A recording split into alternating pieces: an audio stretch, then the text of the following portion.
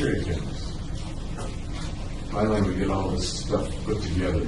You remember me? Yep. Nice to see you. Come on in, why don't you have a seat? If you will. And they're going to leave us.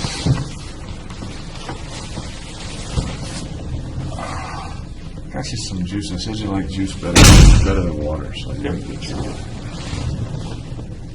Okay. Well, let me give you the explanation first, if I may. As I think you know, I'm a psychiatrist.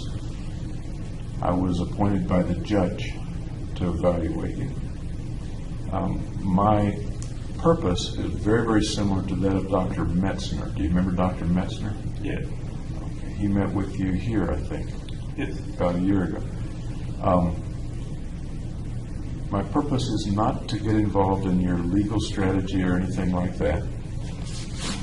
I work for the judge, but the results of my work, and it probably will be a report, those results, the report will go to the judge and the defense, your lawyers, and the prosecution. Any of them can call me as a witness if they want to, things like that. Let's see what else I can.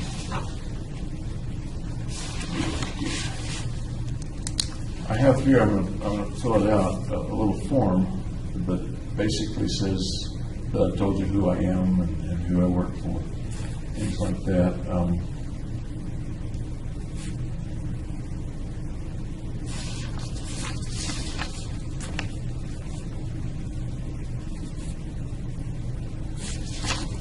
It also says, take a look at it. It says that, of course, the things we talk about are not confidential. They may show up in a report. They may show up in testimony at some future time. We're videotaping all the interviews you and I will have. And I want to be sure that you know that and you recognize the camera back there. Several reasons for videotaping. One is to save me from having to take lots of notes. I'd rather listen to you than take notes. Another reason is to make sure that what I see in here is accurately gotten down.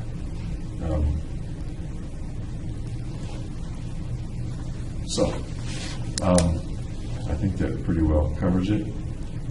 You're welcome to sign one of those if you like that says you've received it. You don't have to, and I will give you one to keep. Today's 30th? 30th. You're right. Okay. And it just says you got it is all. Thank you.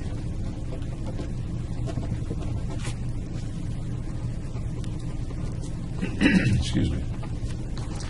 Great. Now why don't you keep the one you have in your hand? Okay. It just says the same thing. I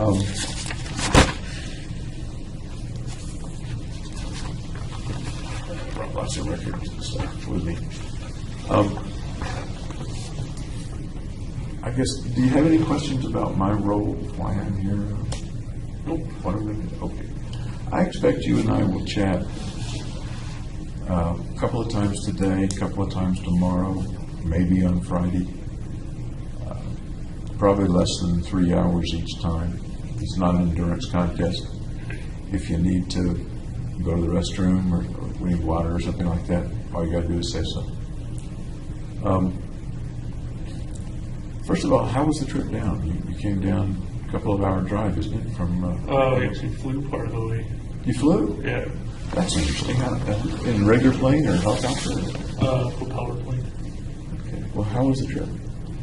It was good. It was kind of stormy while it came down. So. Wasn't it? Small plane storms? A little scary? No, it wasn't that small plane. Okay. I don't like flying myself, but I think it's fine. okay. All right. This is your second time to the facility here. SimHip, that's the way they say it, right? Yeah. Okay. You're in the same area that you were in before?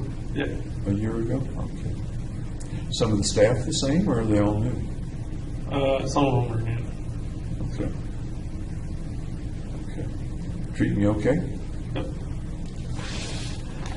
How have they been treating you at the jail? Good. Treating you okay? Yeah. One of the things I notice about the jail is that it must be very isolated for you. Yeah, I'm in solitary. Can you frame for me the reasons that you're in solitary? I think it was just because there was so much press in public. It would have been unsafe if I was with the general population. Yeah, that makes sense. But on the other hand, it means you don't get to interact very much with other people. That's true. Are there people that you can interact with? The guards, when they bring me food and stuff. Okay. Do they interact with you otherwise? Do they play cards with you or anything like that? Nah, nothing like that. Nothing like that. Okay. Oh, I neglected to mention, and I should. As you can tell, there's a great big window over there. The folks out there can't hear us. I can't hear them anyway. Do you have any concerns about privacy from them? No, it's fine. Okay. I think we're completely private for them. And I'm a little bit deaf. You can tell I'm wearing hearing aids. If you speak up just a little bit, it'll help me to hear. Okay.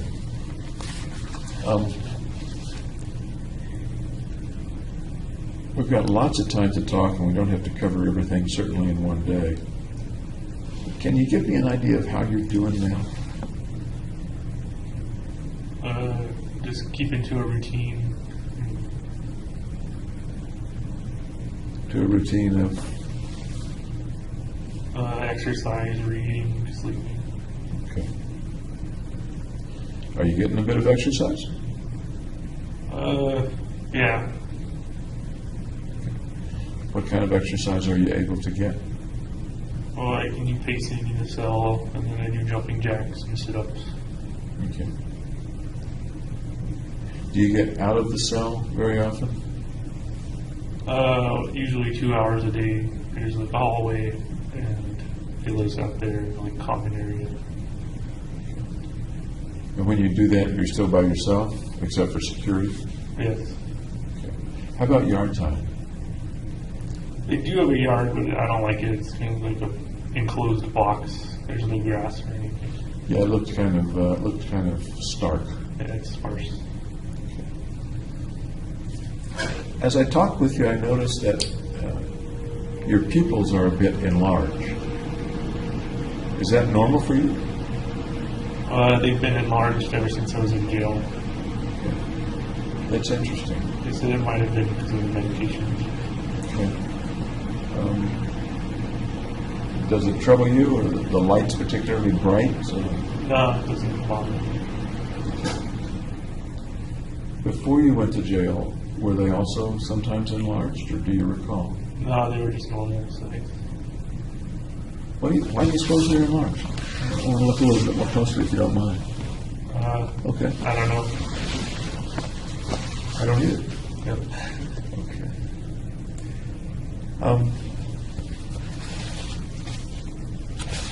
Let me kind of go through. I'm going to start with some general things that I have written down here.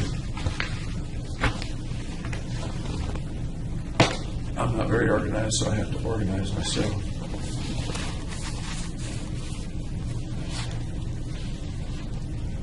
Did they tell you that you were coming Yes. here? Okay. How much notice did they give you? Well, so the exact time, it was like last Friday. They told me that it would be Tuesday, Wednesday, Thursday. Okay. Was that the way it went last year? Yeah, they gave me notice last year too. Okay. How'd you feel about coming down here? It's kind of a break from the normal routine. Yeah, I would think so. This seems like a better place to be than the jail. They have better food, at least. Better food? Yeah. Okay. I haven't seen your room. Maybe you can show it to me a little later, but is the room nicer than the cell? The cell's actually bigger because it's in medical and they can house 2 people per room. But instead of solitary, I get the whole room to myself. So the cell's actually bigger. Interesting.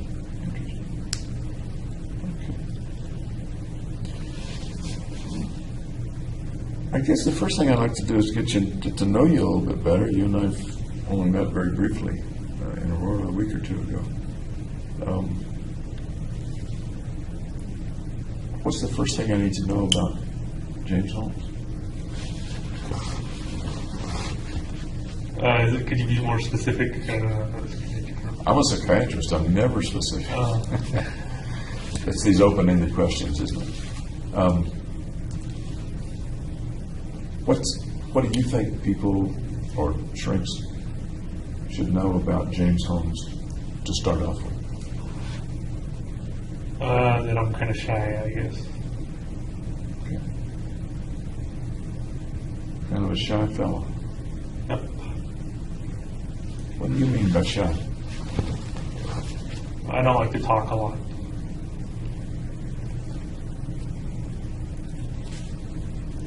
Is there anybody you like to talk a lot with? Friends and family. Friends and family. Have friends or family had any contact with you since you were arrested? My family has, yeah. Tell me about those contacts, would you? They were in the jail visits, so they've come twice.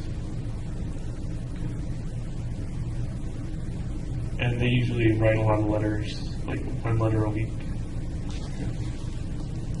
But they visited you in person twice Yeah. over 2 years? Almost Yep, once a exactly. year there. 2 years. Yeah. You remember the first time they visited? Yep. Tell me about that. Well, they had some adventure at IKEA trying to get all this furniture and stuff, but the names were weird. That was before you were arrested. No, that was after the first. Oh, then I don't understand. The first time they visited while I was in jail. I don't understand then the adventure at IKEA. They had an adventure in IKEA. And what was that about? I don't understand. Well, they were just trying to order a bunch of stuff, but like in the warehouse, everything was like different. And was that the IKEA in Denver, Aurora area, or San Diego. in San Diego? Okay. And are you saying that's one of the things they talked Yeah, about? it's one of the things they talked I see. I was thinking differently. Okay. About when was that first visit? I don't recall exactly. You remember about how long it was after you were arrested? Maybe 8 months after. Okay. Do you remember the day you were arrested? What Yep. day? What day was that? July 20th, 2012. And obviously, I'm testing your memory a little bit. Okay. So they visited several months later. Yeah. Where did you meet with them? Just in a visiting room in the jail. Okay. Was anybody else there? The lawyers were present too. Okay. Other than the lawyers and your folks, was any security present, or was it a private visit? It's a private visit, but then the security are just outside. Outside. Okay.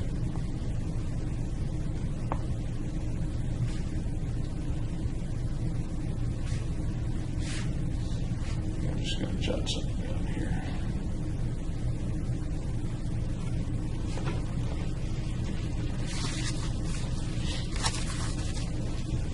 remember anything else about what they talked about, or what you talked about, or how you felt seeing your parents? You hadn't seen them in a long time. Yeah, it felt good to see them. As for what we talked about, I don't remember what else. It was a long time ago. They were, other than your lawyers, they were the first people you saw after you'd been arrested, the first non-custody people. No, I didn't see them immediately after I was arrested. But I mean, no one else had come to visit you other than your lawyers? Until your parents? Right. They were the first visitors besides my lawyer. You were glad to see them?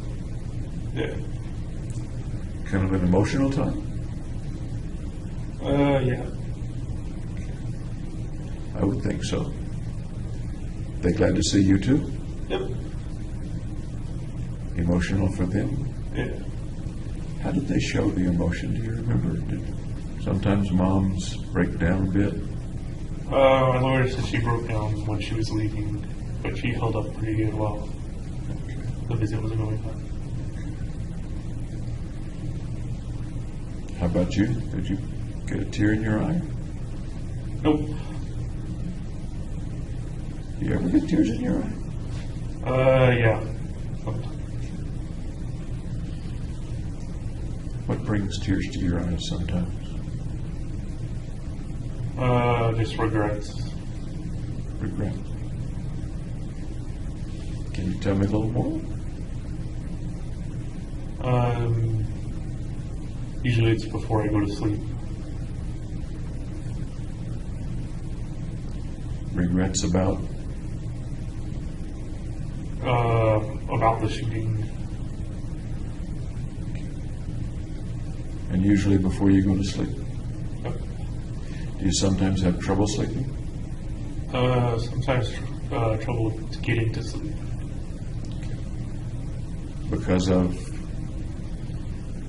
I think it's just because I'm sedentary most of the time, so it's hard to get to sleep. I certainly want to talk with you about the thoughts about the shooting and what occurred and stuff like that.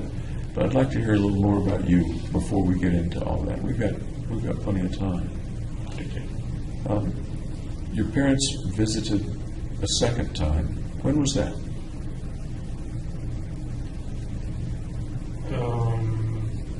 I'm not sure of the exact time. About? Maybe 4 or 5 months ago. What was that visit like? It was good. Can you expand on that a little bit? They just talked about what was going on back in San Diego and how things were going. You left San Diego 2010, give or take? Yeah. Still have friends back there? They moved all across the country since then.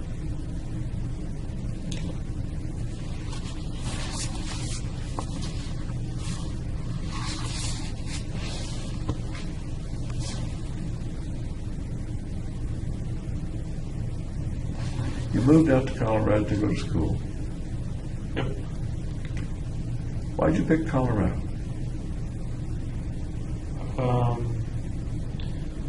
Well, for one thing, there's like interesting scenery and lots of things to do. And also the professor's research was interesting to me. What were some of the interesting scenery and lots of things to do that you thought about? Well, there's the Rocky Mountains. You can go and hike and stuff. That's a pretty big deal. Yep. There are mountains in California, not quite like the Rockies. Great. And then the professor's research you liked. Do you remember what sort of research that was? Auditory research, research on the hippocampus, research on microRNAs. Okay. You applied to several schools and got in at several, I understand, and then you chose Colorado over. Was Illinois a possibility? Yeah. What were the others? Okay. Illinois, Urbana-Champaign. Okay. Any other things that made you choose Colorado over Urbana-Champaign? They offered a training grant at Colorado that was almost twice as much as I would have gotten at Illinois. That's fair. So how is the living on training grants and stuff? Is that enough to live on? For me, at least, it is. Okay. Going back a little before that, for a year you were between undergraduate and graduate school, right? Was it about a year? Yeah. Okay. Tell me about that year. Well, it was kind of a transition period. So I moved back home with my parents so to save on rent. Mm-hmm. And then I got a job in a vitamin factory. That was the pill coating, right? Yeah, I was a pill coater. Coating pill. I have no idea how people coat pills. How does that work? There's like a big rotating steel drum, and you put the pills in there, and there's a bunch of nozzles that shoot, kind of spray the pill paint kind of on it. And they need somebody to watch it because?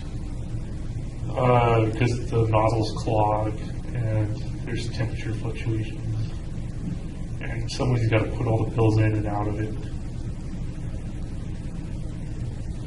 It must dry very quickly, or they stick together. It's a very fine coating, and it's spinning so it doesn't get stuck together. It's kind of rubbing against all the pills. Okay. How long did you do that? 3 months. Was it a good job, a mediocre job? Like it, not like it? Mediocre job. In what way? Well, there's not that much kind of novel or new activities that present itself. It's kind of routine factory work. Why did you choose that job? I got offered it from the temp agency. Okay. So it was a matter of necessity. You needed the job. Mainly to get out of the house and kind of give my parents a break. Okay. It was full-time at the time? Yeah. Okay. And why did you leave the job? To go to all the graduate school interviews and then ultimately go to graduate school. So you didn't get fired or let go or laid off or anything like that? No, they had offered me a permanent position there, but I went to graduate school. You could have been a permanent pill coder? Yes, I wouldn't have. I don't think I could do that permanently. I think I understand. Any other jobs that you had during that year between Big Red? No. No. Okay. What was it like living at home with your folks? It was all right. You're grown up, come back home to save money on rent, Yep. but you're an adult at that point. Yeah. So what's it like living as an adult in home with your parents? I like living independently in the apartment. There's kind of your own rules instead of house rules. Within the house, what sort of accommodation did you have? I had my own room. So, Same room you had before you went away to college? no, because my sister took over that room. Okay. She liked that room better than her room. So I got my sister's old room. Okay. Sounds like it was in the main house and not a separate apartment in the basement or over the garage. No, it's in the main house. Okay. Not much privacy. Well, they got their own room, so privacy, you know. before that, you were at Riverside. Yep. Tell me about were you there for 4 years? Yeah. Tell me about Riverside. I've never been on the campus. Well, there's not much of a river there. I don't know why they call it rivers. But it used to be a citrus experiment station. And then it became a university. Experiment station for what? Testing out like oranges. Oh, agricultural stuff. Yeah, agriculture. Okay. And tell me more about your college career there. I don't know very much about it. Well, initially I went to live in the dorms, and that was fun because it was a dorm atmosphere, so you got to meet a bunch of people. Then I moved to on-campus apartments, and all the while I was studying neuroscience for a Bachelor of Neuroscience. Did you start out with that major, or did you come into the major? Yeah, I started out that major. So even before you got to undergraduate college, you were interested in majoring in neuroscience? Right, in the application for admission, I listed neuroscience major. Okay. You mentioned you stayed in a dorm for the first how long? The first year. Okay. Was that a requirement, or you chose it? Or? No, it's just what most of the freshmen do. Okay. So what's dorm life like? It's been a long time since I've been in a dorm. It's been a long time since I've been in a dorm too. It's very communal, so you get to know people in the dorm. How did that work for you? As a guy who, you've already said you're kind of shy. Yeah, so it kind of helped me kind of bridge between new people. Tell me about some of the people you met. Well, there was my roommate was an entomologist. He kept tarantulas in his room and stuff. Really? So did you handle the tarantulas? I did. I wasn't happy about it though. I've seen people let them crawl on their hands. You were able to do that? Yeah, it's not poisonous for me. Yeah. Interesting. You remember that roommate's name? Dale Halbritter. Dale Halbritter. Albritter. Whatever happened to Dale, do you know? I think he moved to Florida to study entomology for a PhD. Okay. So that was your roommate. Who else did you meet in the dorm? We met a mechanical engineering major, computer science majors. Was it a dorm that focused on science and engineering, or was that just by chance? Honors dorm, so it was people who came in with high GPAs. Wow. Okay. That's right. You did very well in both undergraduate and high school, didn't you? Yeah. Let me stick with college for just a minute, but I do want to hear about the high school. Tell me more about college life for James Holmes. Well, I was going out to dinner with friends, going to the dorm, dinner with friends, and sometimes partying, and lots of studying. Lots of studying. Even smart guys have to study a lot. Yeah, there's no way around not studying. Going out to dinner, are you getting a little money from home at that point? Do you have an outside job? I had a full ride, so I had my tuition paid for. And then my parents are really nice, and they paid for the dorm and kind of food expenses and stuff. Okay. How nice is real nice? How much money did they give you? I don't know exactly. I didn't count the means. But it was enough to live okay. Yeah. Do you have a car? Yep. What kind of car was it? Hyundai Tiburon, kind of a sporty coupe. Okay. So some meals in the dorm, some meals out, and occasional party. Yeah. Tell me about the party. Well, what's today's hell is just partying again. You don't have to tell me any illegal partying, but the rest of the party. The rest of the party. It was just with friends and alcohol. Did you drink quite a bit in college? Or not? No, I wasn't a huge drinker.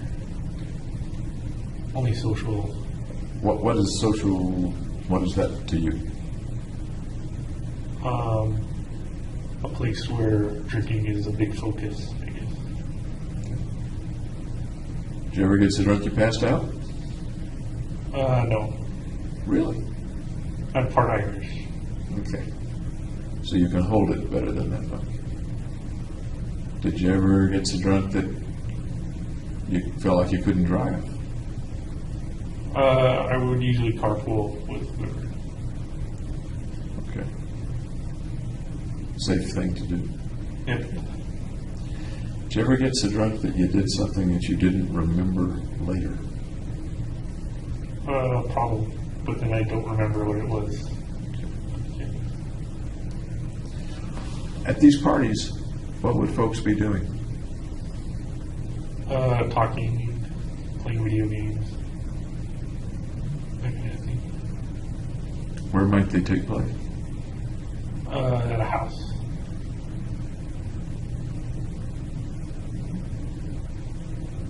Anywhere else? At a bar or on a beach? No, usually house parties or apartment parties.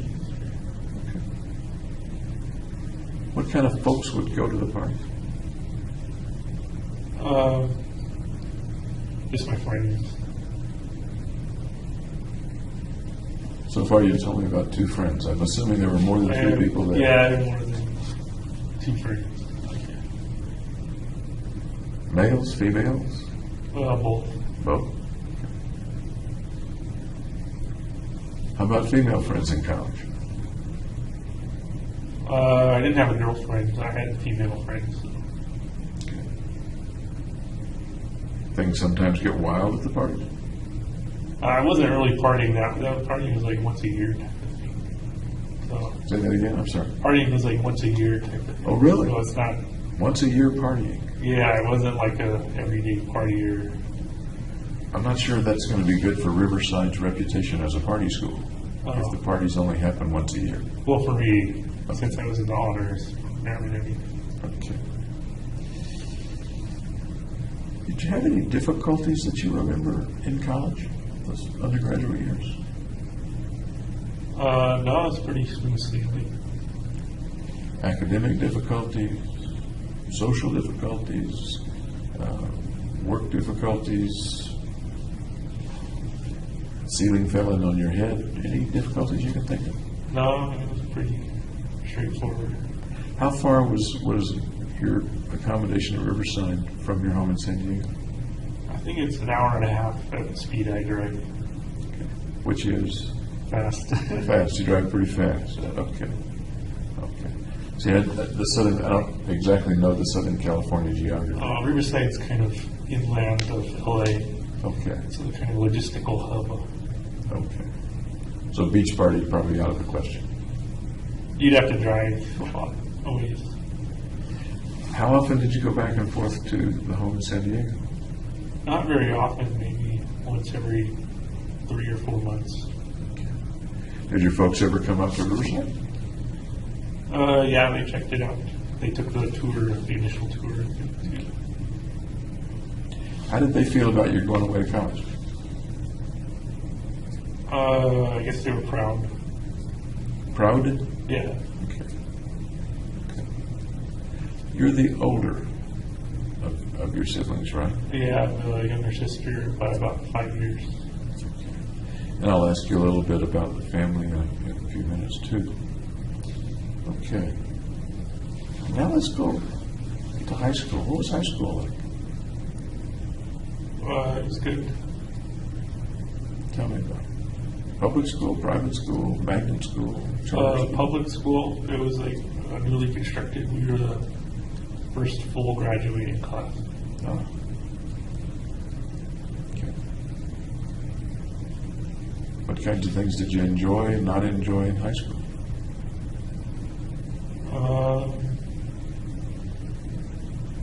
I enjoyed the schoolwork and hanging out with friends. Okay.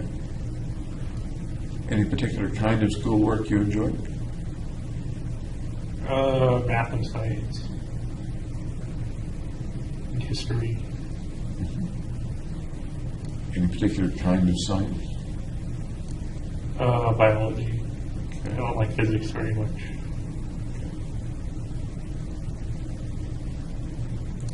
Biology and math. What level of math did you get to in high school? I'm curious. Like introductory calculus. Okay. You had no trouble with that in high school, obviously. Right. No, I passed. Sounds like you did more than pass. I've seen your grades. You were like summa cum laude or something like that. Oh, they don't have that for like high school. Like a 3.9 or something. Do you remember what your For high school, they had a 4.0. 4.0? Holy cow! And then for college, I had 3.949 or something. Wow. There's an interesting thing about that high school grade that I noticed in the records. And as you might imagine, I've looked at a number of records, and there are a lot of records I haven't seen yet. You had a 4.0 average, and yet you were like 80th in your class. How does that come about? That 4.0 sounds to me like you're The top, yeah. tied for number one or something. Advanced placement classes, which are based on a 5.0 scale. So if you get an A and there, you go above the 4.0. I see. Were you in a lot of AP classes? Yeah, I took AP Computer Science, AP History, AP Calculus. You mentioned history twice. What kind of history did you like? I liked European civilizations better than U.S. history. I don't know. Really? Yeah. Any particular portion of European civilization? It's been a while with, I guess, like the monarchy of Louis XIV. Any particular reason you can think of that you liked European better than U.S.? I think it was because it was more general and it wasn't like super specific compared to U.S. history, because there's not as much U.S. history. That's true. We've only been around, at least the Caucasian portion has only been around for a little less than 300 years. And In high school, social life? yeah, go out with my friends and do stuff. When you say go out with your friends, what friends, how many, where'd you go? I'm a curious person. My friends were in high school, and I made them and made my friends in middle school, and they continued on in high school. Okay, so they traveled with you to the high school. Yeah. Males, females, mixture? Mostly males. Okay. What'd you guys like to do? Play video games. Any particular video games you liked?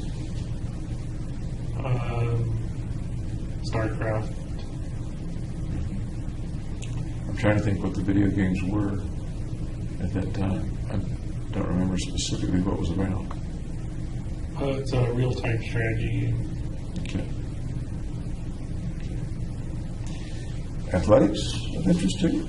Were they? Yeah, I was in cross country and I played JV soccer. Okay. Cross country and soccer. Tell me about cross country. There was a lot of running. Yeah, so, and it's usually like 100 people are in like one race or whatever. So although you're out there running away from a stadium, etc., there are lots of people in the race. Yeah. Where would you be in that group at the end of the race? Probably like 30th out of 100 or something. Okay. So you held your own, it sounds like. Yep. Okay. Any other areas of track that you ran or that you did? I did the 800 when I was in middle school on a track team. Okay. Pretty good at it? Like third or fourth, usually. Okay. Certainly held your own. Okay. Tell me about soccer. Oh, I played soccer since I was like in elementary school. Oh, and I always played defense. Okay. Defense in JV in high school. Yep. So there would be games with other schools. Yeah. And what position did you play defense?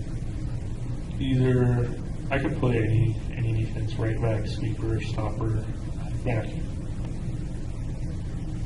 Did you continue either running or playing soccer into college? I played intramural soccer in college. Okay. The whole 4 years? No, just 1 year. Okay. Was it an active team? Yep, we play other intramural teams. And still defense? Yep. Okay. Have a girlfriend in high school?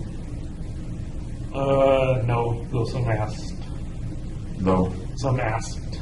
some asked. Yeah. Okay. And you said? I don't know what I said. A lot of the high school kids I know would love to be asked. Did you go out when you were asked or no? No, I didn't. Okay. Nowadays I would ask how my boyfriend's. No, I don't fly that way. Okay. Okay. You know, I saw something in the record that was interesting, but I didn't know the context of it. I don't know whether it was when you were in high school or college. It was a video that you were in, I think. Do you recall making a video with some guys? Probably for a school project. Do you remember what that was about? What that was? What the video was? No. I'm remembering one in which it looks like the characters were playing war roles, or army roles. It was on All Quiet on the Western Front by Hemingway. Tell me what that was, because I couldn't figure it out from the video. It was just a scene, I think, from the book. Do you think it was for school? Yeah, it was for school. Tell me about the project. It sounds interesting. Well, I don't remember anything else besides that. Do you remember what part you played? I think I was a soldier. Did you operate the camera as well, or No, I don't think so. Any of the directing? You were a soldier. Yeah. I know one of the soldiers got shot and was laying face down. Would that have been you? I don't remember. Okay. I was just curious. Any other videos or video type experience or dramatics that you recall? I think there was a Salk video from Salk Institute where I did a presentation on kind of temporal relations. Tell me about the experience at the Salk Institute and what you did there. The experience? Well, every Friday we have like a learning synopsis or something. And then most of the time we were working on the project in a lab. How did you get to the Salk Institute? I applied. It was an internship. And when was this? Give me some context, if you would. At the end of high school, before college.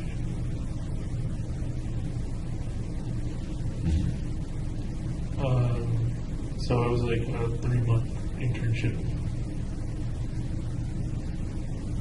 So tell me about that. How did you find out about it? What made you want to do it?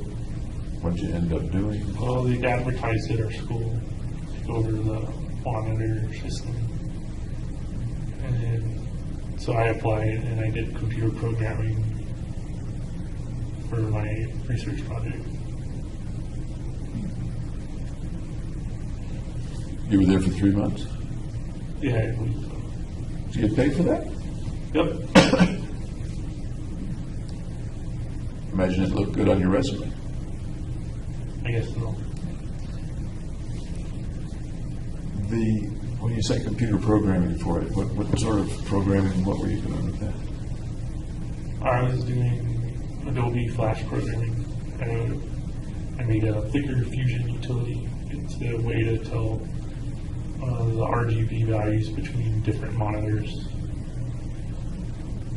So there's like a flickering light, and then you adjust the red, green, blue so that it doesn't flicker, and that gives you a value specific to that monitor's resolution. And what did that have to do with what the Salk Institute was doing?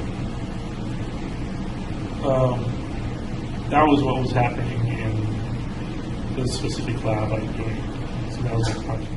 And they had another project, which was to make a rock, paper, scissors game that had like a temporal illusion in it. I don't understand. So I had to make the rock, paper, scissors look like it appeared before you pressed your rock, paper, scissors in a rock, paper, scissors game. Did it purport to predict yours or to beat you or what? It created an adaptation, so it had a series of delays before it would show the rock, paper, scissors image. And then it built those delays so that you couldn't detect them normally. They're kind of subconscious. And then when it removes the delays, it appears that the computer goes before the person does. Let me see if I understand. So it appears that the computer predicted the person's action when it didn't really?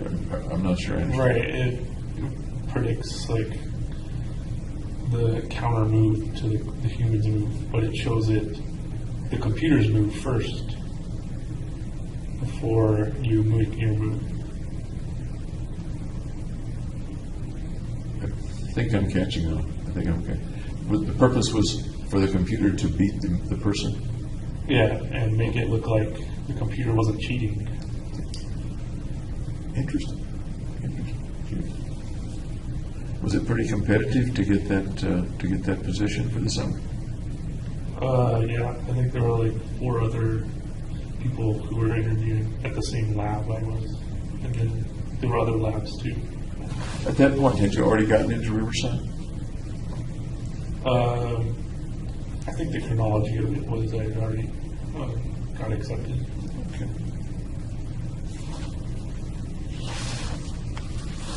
What was the house like in San Diego? 2-story kind of Spanish villa, cookie cutter housing in suburbia. We had a pool in the back. And you stayed in the same house the whole time that you lived in San Diego with your family? Well, initially we lived in San Diego in a different house. We moved up north and then moved back down to San Diego. So we lived in a different house. You moved back down for middle school, I understand. Yeah, at the end of 6th grade. Okay. And then you stayed in that house for the duration? Right. Okay. And that house was the 2-story span? Yeah.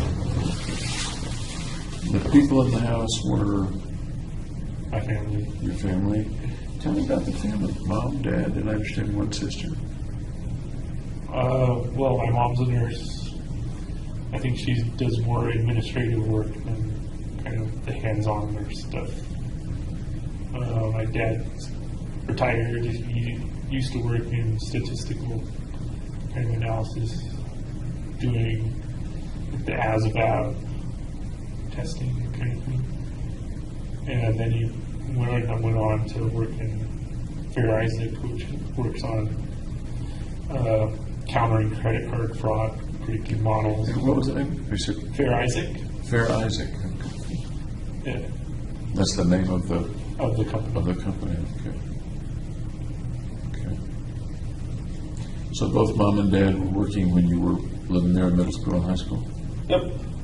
Okay. Sister was going to school? Yeah. Okay. How would you describe the family? Typical suburban family. And what's that for you, for Southern California? I've never lived in Southern California. I don't know how to describe it. Pick some adjectives. Happy family. Yeah, well-rounded.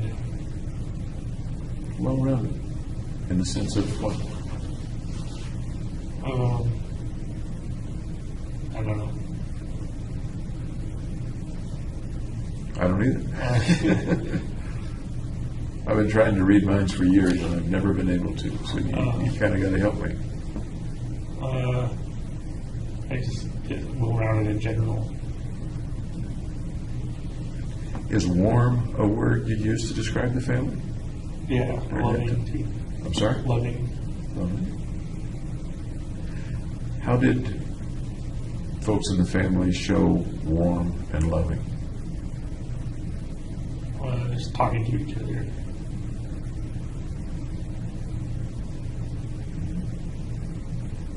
They touch each other much? Hugs.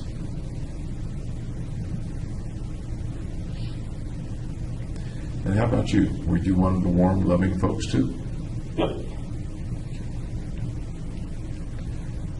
Was that a bit different from what you describe as a little shyness in other places? I wasn't really shy around my own family. Okay. Would you be a hugger too with the family? Yep. Okay. Excuse me.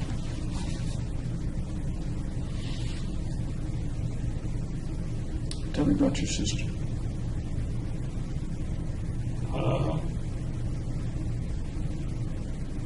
Well, she's really into making music, writing songs, playing on the guitar. And she's friendly.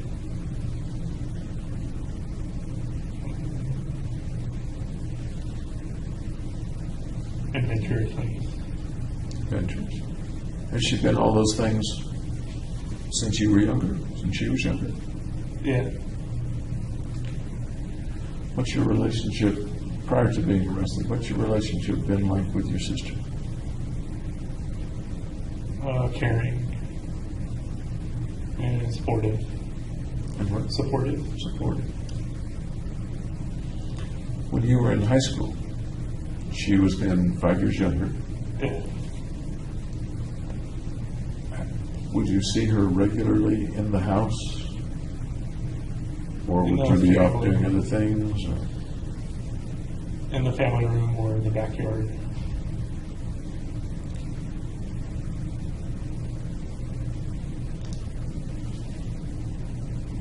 Almost a kid sister, not quite. Did she get in the way of some of the things you and your friends wanted to do? Was she a pest or no? Sometimes when I was younger, she was kind of a little intrusive. Wanted to do exactly what I was doing, that kind of thing. She must have looked up to you. Yeah. What did she think of her big brother?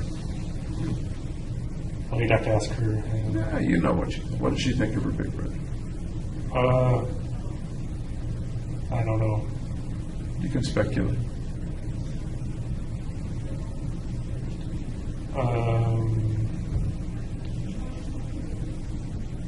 Just that I was a good big brother, I guess. Did you protect her, or did you need to protect her a bit, or no? There was no need to protect her from me. Okay. Then you went away to college, hour and a half, 2 hours away from the house. And then I usually didn't see her because I was away at college. Write back and forth, call back and forth, email, text. No, we kept pretty much apart, I guess. Did you know what was going on in her life?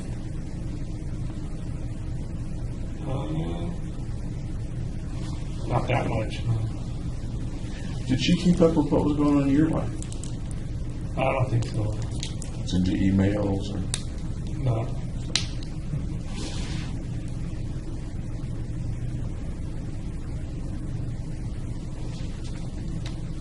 You have enough juice there Yep. to wet your whistle? You mentioned that your folks write to you pretty regularly. Do you hear from your sister much? She came on the last visit. Okay. I got to hear what she was up to. What was it like for you to see her? Pretty much the same as seeing my parents. And that was? Just a good experience. How did she react to seeing you? Just normally. What do you mean? Because I wasn't there. I kind of have to look at it through your eyes. How did she react to seeing you? Whatever normal is. I guess that's what it is. Can you show me a mental picture or video picture of what that was like? What she looked like when she saw you? Well, she was glad to see me. She wasn't sad or anything.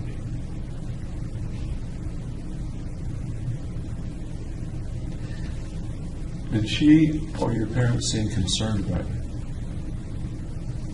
My mom seemed concerned. In what way? Just to see if I was doing okay. How about your dad?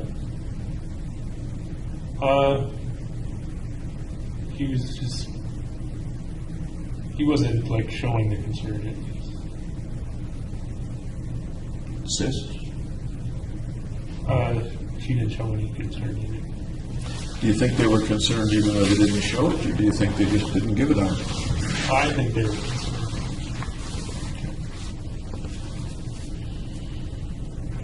Do you get any letters from your sister? Nope. Mainly my mom and dad write the letters. Has your sister not written you at all? I think she wrote me once, but I'm not sure.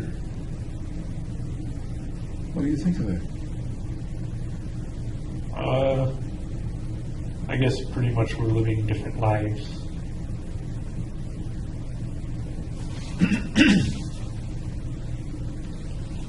Is lack of contact what you would expect from your sister and your relationship with your sister? Yeah, since pretty much it was the same since I've been in college. Durant, exit 2. Durant, exit 2. But you described a pretty normal brother-sister relationship. Right. And now what you're describing is almost no brother-sister or sister-brother relationship. Yeah, we kind of went in separate directions. Sounds more than that. Well, I don't know what this is. You ever wonder why she doesn't write? No, I never really thought about it. Really?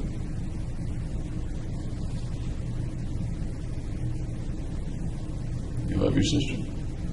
Yep. You believe she loves you? Yeah. I'm still curious about why she doesn't write. I don't know. You'd have to ask her why she doesn't write. Do you know where she is? I think she's still living in San Diego. I think she's got her own apartment now. You know if she's married? I know she's not married. Not married. No kids? Or do you know one way or the other? No, she doesn't have any kids. Do you know where she's living in San Diego? I don't know the exact address. How do you know she's still in San Diego? Because of the recent visit that she was at with my parents.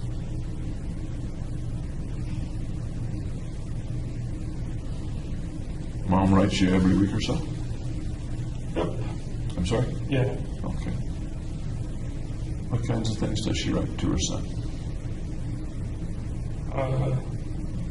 Pretty much things that are happening on the outside, and usually her support and that kind of thing.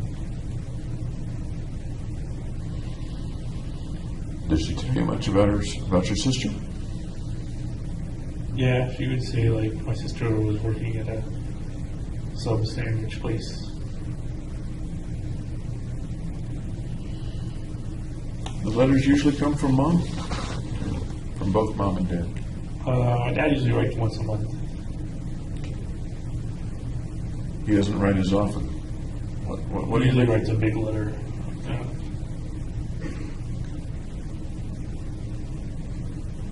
Would you say he writes a big letter once a month and Mom writes short letters once a week? Is that what you mean? Or no? No, my mom writes like medium letters.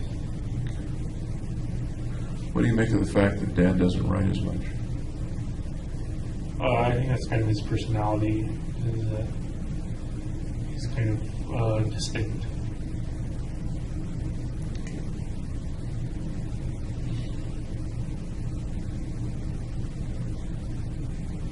What do you think Mom and Dad feel about having a son who was arrested in jail, arrested for the shootings? How do you think that's affected them? Negatively.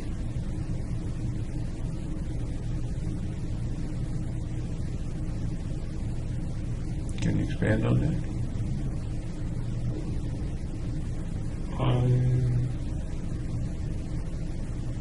I don't know what to say. Speculate a little for me, would you? Kind of trying to put yourself in their place, or what you think is going on with them when they think about it. I guess it makes them sad.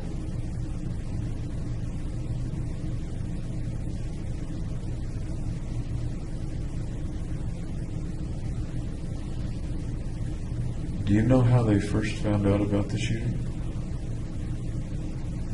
They were called on the night of the shooting.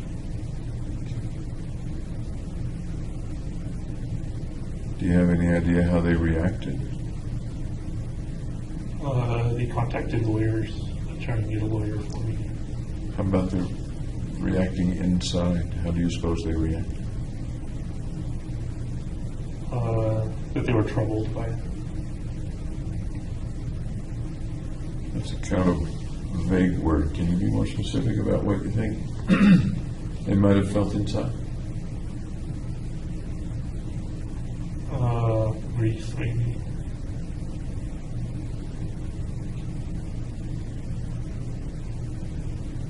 How do you think you would have reacted if it were your son? I want to help them as soon as possible.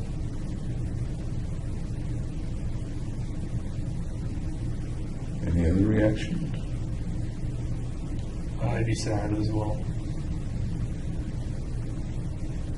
Sad for? Can you flesh that out a bit? Sad for my son getting incarcerated.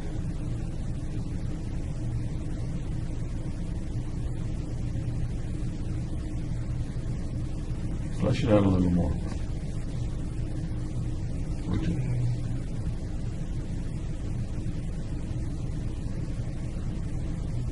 I don't know.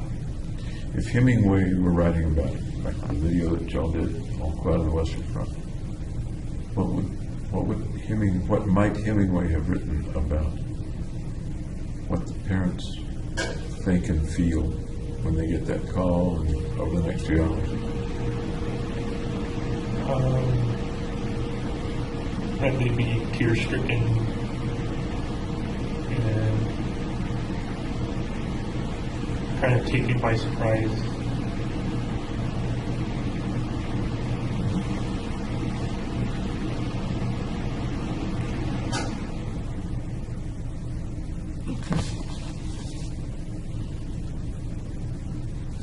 Going back to childhood a little bit more.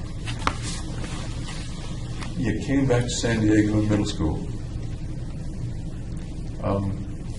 Tell me where you were up north. What was the A community? place called Salinas. In Salinas, okay. That's north and toward the coast? No, it's over the coast range from the coast, isn't it? Or am I wrong? It's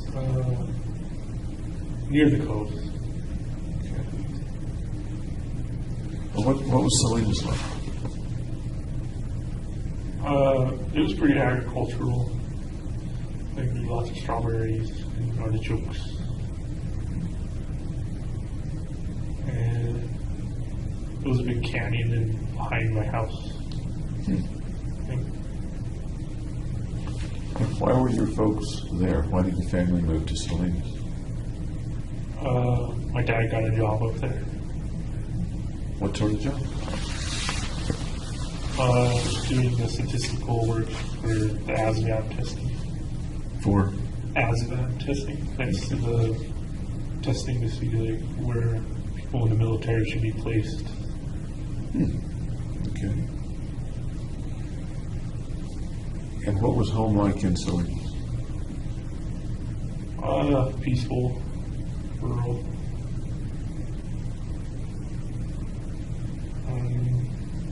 Active. He was pretty active. Show me the video. Show me the video in my mind so I can see. Well, I'd play capture the flag in the canyon with my friends. And played basketball. And flag football, that kind of thing.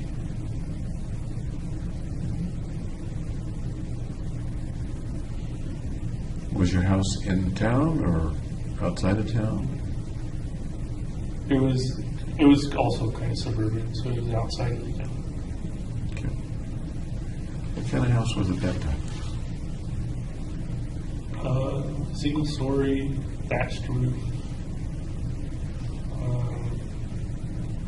Pretty typical kind of house. Thatched roof. I don't know if that's the correct term or not. Just like the wooden shingle roof. Okay. Okay. Did you have your own room? Yep. And how would you describe the family in that home? Typical. I don't know what typical.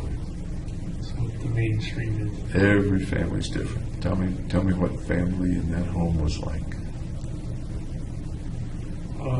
active, very busy, energetic. Doing what? Just going about your day kind of thing.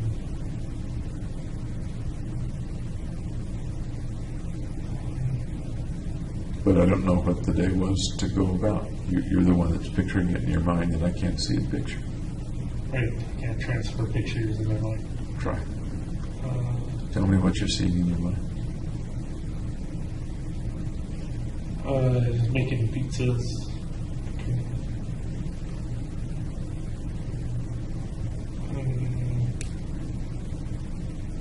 Digging holes in the ground, kind of creating a water park. That sounds interesting. Tell me about that. Well, I'd get a shovel and dig a giant hole and then fill it up with water and then jump inside of it. A homemade water park. Yep. Okay. I'll bet the water wasn't crystal clear. Very muddy. Where's Mom when you're digging the hole in the backyard or wherever you dug the hole? In the house, doing whatever it is she does. Where's Chris? Either digging the hole with me or watching TV. So little sister sometimes did things with Big Brother. Yep. Did she go by Chris or Chrissy? Or? She went by Christy, but then later she wanted to go by Chris. And how about you? What were you called around the house? When I was little, I was Jimmy. Jimmy. Yep. At home and school, or Yep, everywhere. when did Jimmy become James? College. How did that change come about? I don't know if there was an evolution of it or not. It just kind of sort of changed since it was a new environment. And that was my given name is James. That kind of became what I was called. Usually people call you what you introduce yourself as. Yeah, so I guess I introduced myself as James. Is there a difference between the way James sounds and the way Jimmy sounds? Jimmy sounds a little. I agree. Okay. Folks still call you Jimmy? I don't know what they call me. I think they call me James. Okay. What did they call you the last time they were here? Jim. What does your mom call you when she says dear blank on the letters? Oh. I guess it's Jimmy. I don't know. Okay. How about your dad? How does he start the letters?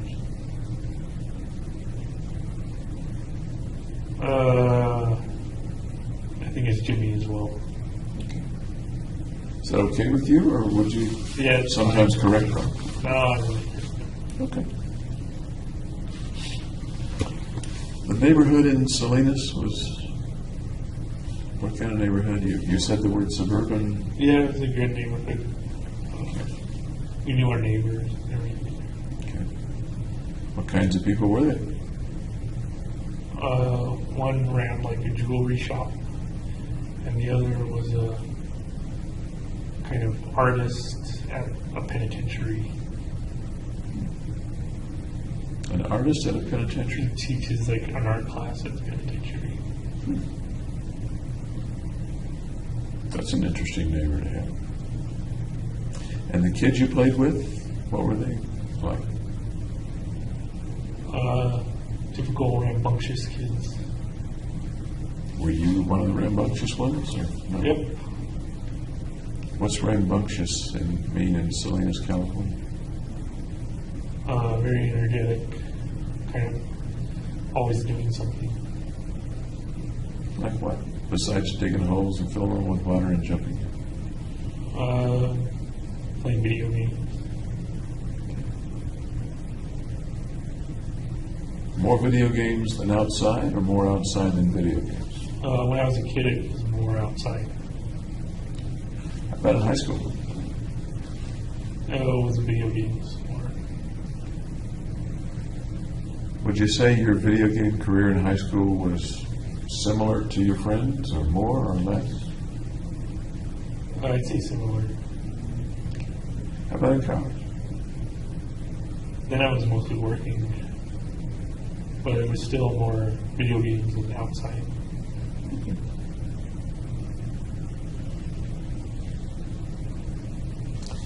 Did there come a time when your relationship with your mom changed as you grew up? Changed significantly? No, I think we've always been close. Okay. How about with your father? Did there come a time when that relationship changed in any particular significant way over those years? No, it stayed pretty much the same. And what would that relationship with your father have been back then? What are the adjectives you'd use to describe it? Well, he was my soccer coach for a number of years. And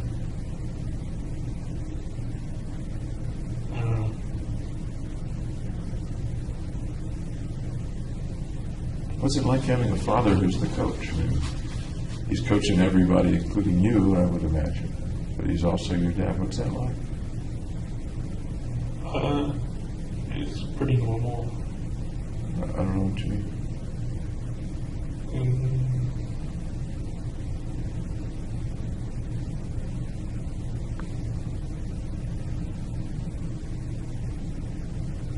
I don't know, he's just kind of a dad and a coach.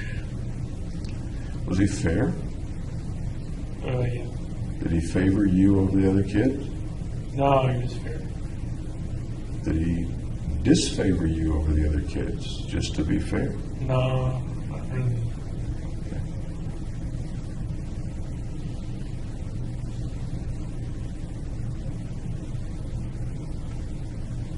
What are the 3 nicest things your dad ever did for you?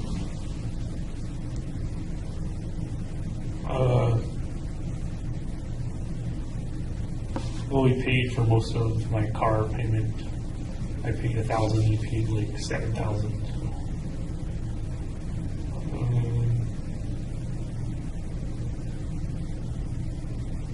Took me to the beach. Had ice cream and stuff.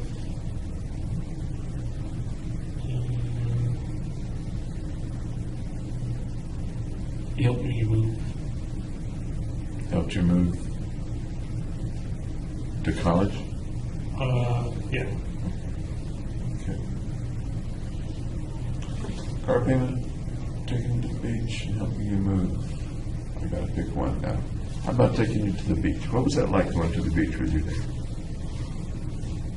It was good. We got to spend family time together. How old are you in that picture? Still called Jimmy, still the elementary school. When was the last time you can remember going to the beach with dad or with family? Years ago. Years. What was the last family thing you remember doing with family? Christmas in Arizona with my uncle and family. And about how old were you then? 23.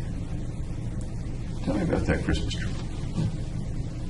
Well, there wasn't any snow in Arizona. Darn.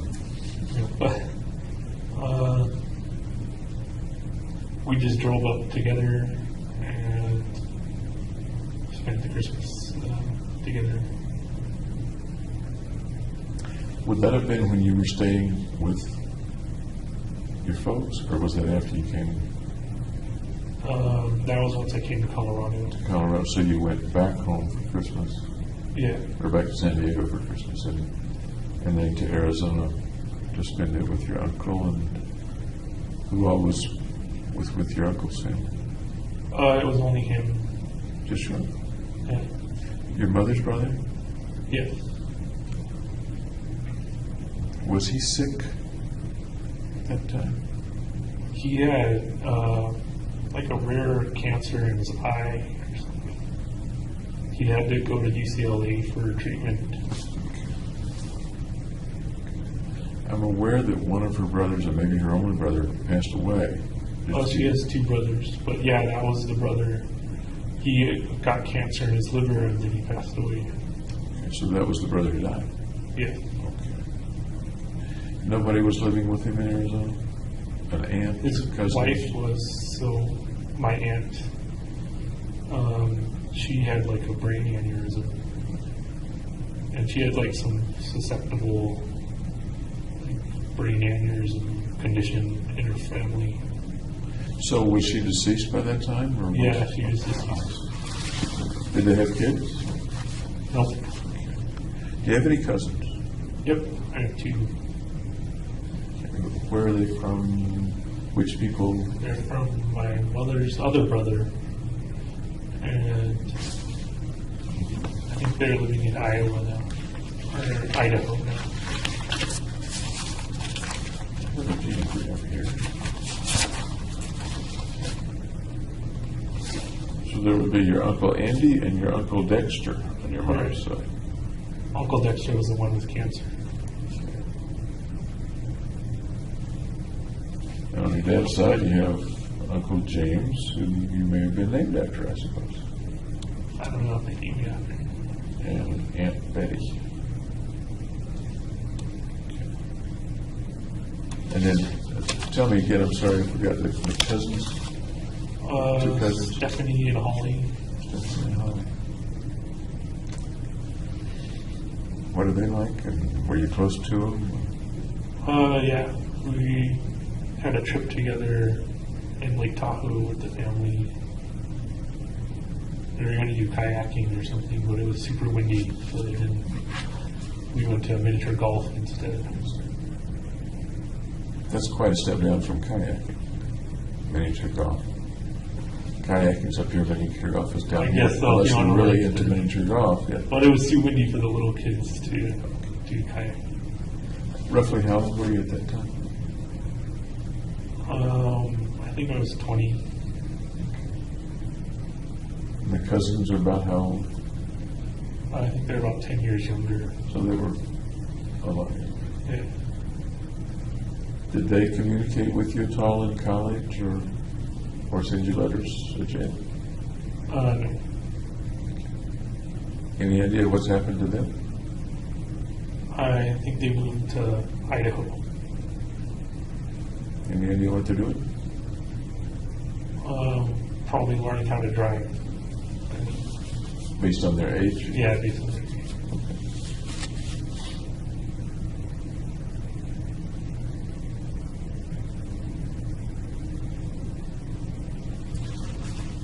Any other family things that you remember? Oh, wait a minute, I'm going to go back and do the same thing with your mom as I did with your dad. You nicely told me three things, the three most important things your dad did. Let's hear the three most important things that you can think of that your mom has done for you.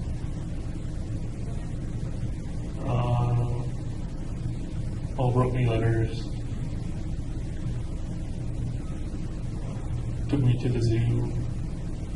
During like a Where's Waldo adventure thing.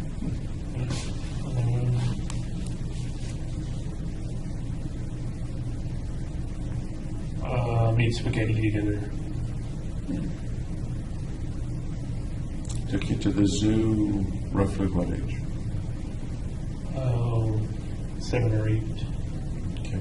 And the Where's Waldo adventures would be after the at the zoo. Okay. And making spaghetti together. That's the one I'm going to pick for you to tell me more about.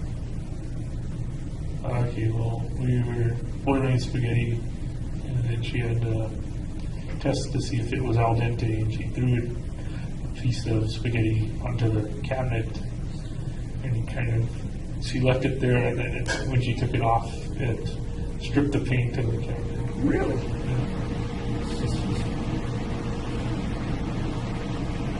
So you were about how old then? Little kid or big kid?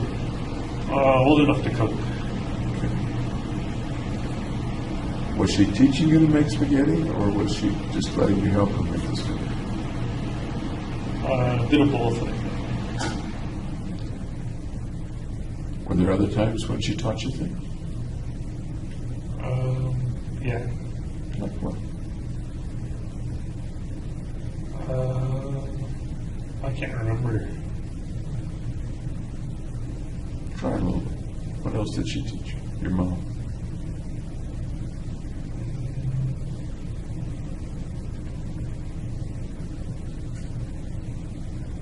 Just art projects.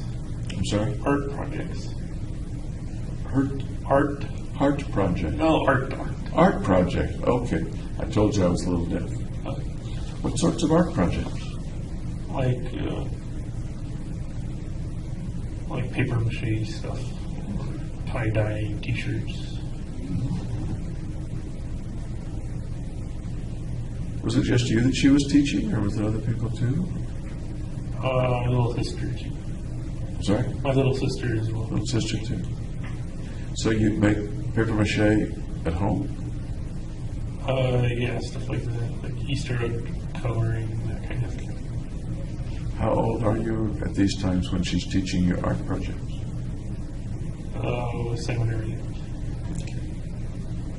Good memories? Yep. So do you still do any of that? The art projects, the cooking? I do the cooking, I don't do the art cooking. Before you went to jail, what did you like to cook? Pizza, rice and chili, and chicken. Why don't you mention pizza? You're talking about making pizza from scratch? No, not when I was cooking. Initially, we made pizza from scratch for like this school thing, to, like feed everybody in the class or something. She helped with that. But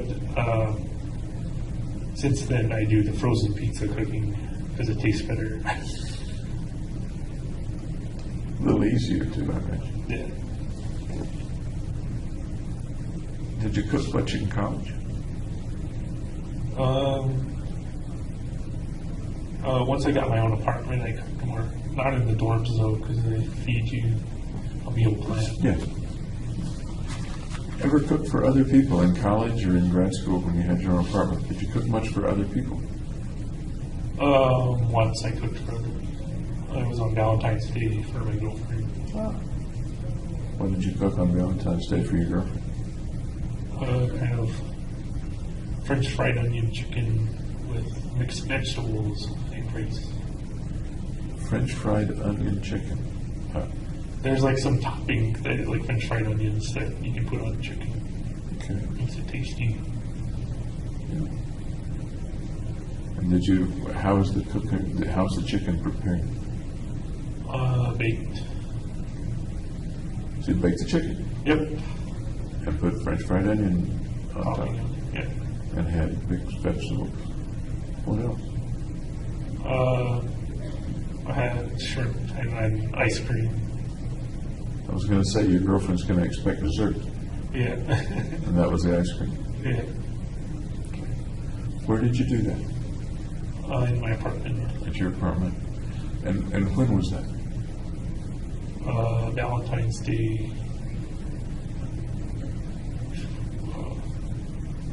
I don't know which year. Whichever year I was in graduate school. It was in grad school, so it was in Colorado. Yeah.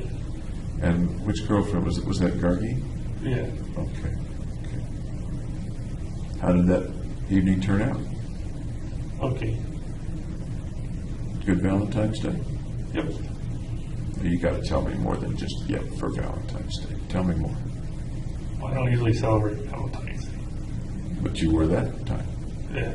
So tell me more about the dinner and the evening with Gargi. Well, I lit candles. Good smelling candles. And then we watched videos on Netflix.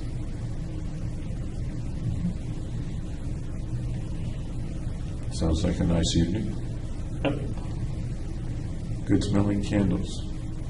The candles were because you liked the candles or because you thought she might like the candles? Because I like the candles. You like the candles. Yeah. Okay. And who picked the Netflix movies? I don't remember what they watched. Do you remember who picked them? I think she did. You may not remember the exact movie, but what kind of movie do you suppose it was? Well, we watched Saturday Night Live music videos. So they had like music videos. Music. Do you like music? Yeah. What kind of music do you like? Electronic music. Really? Yeah. Electronic as in techno or Yeah, electronic techno. as in synths? Techno music. Really? Yeah. I know nothing about techno music. I don't know that much about it. Tell me more about the kind of music that techno is or that you like.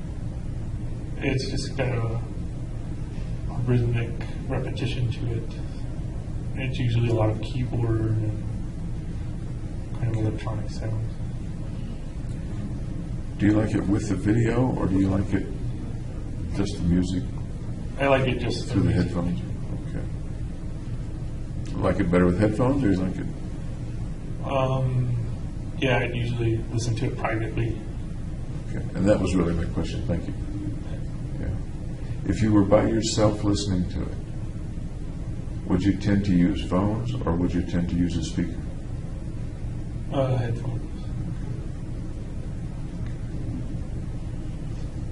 So when you're doing that, what do you get into? What are those thoughts that you get into when the music is all between your ears, nothing outside that? It kind of helps me focus, so I would use it a lot when I was reading academic journals to kind of wash out excess sounds. Okay. And when listening to it, bringing the knowledge in through your eyes was okay. It didn't distract you from your reading. No. Okay. Any other kind of music you like? Just pop music, stuff that's on the car stereo. Any favorite artists or writers? Katy Perry, I guess. Going back into college, even back to high school, what kind of music did you like, and who were the artists that you liked? Still electronic music. There's an artist like Tiesto. Tiesto. He's an electronic. Can you DJ. spell it? Tiesto. So the name is Tiesto. It's not initials. It's Tiesto. Yes. Yeah. Okay. I'm gonna have to go look that up. Okay. Did you enjoy dancing to the techno music, or just listening? No, I'm not a dancer. Not a dancer at all? No, not really. Ever been dancing?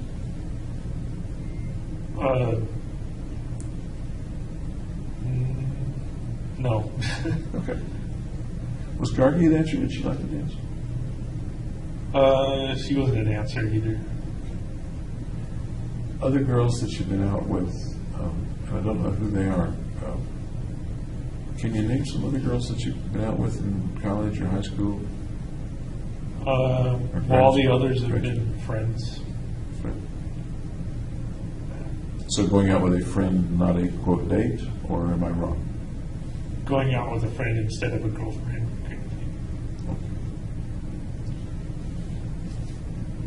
When about was the first person you would consider a girlfriend date, or somebody that you wanted to become a girlfriend date? If that makes sense. That was probably graduate school with Gargi. Okay. So in college, there wasn't anybody that I'm saying that badly. In college, you didn't particularly want to develop a relationship with a girl? I did, but she wanted to be friends. Okay. And it takes two, doesn't it? Yes. It does. Tell me about her wanting to be a friend. Tell me about that situation. Well, she just didn't show any romantic interest. Say that again? She didn't show any romantic interest. Okay. When was it? What kind of person was it?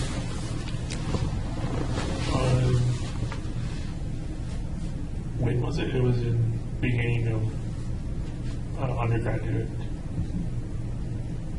So what was she like? Kind of bubbly, cheerful. Tall, short, blonde, dark hair? Black hair, mid-height.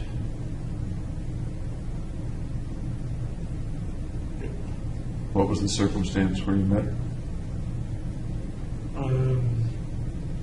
She lived in a nearby dorm. But you've got to meet her somehow. I met her in the dorm setting, kind of in the common area. So what did you do? How did you meet her, introduce yourself? What did you do? I don't remember that stuff. What do you think you did? Just said hello.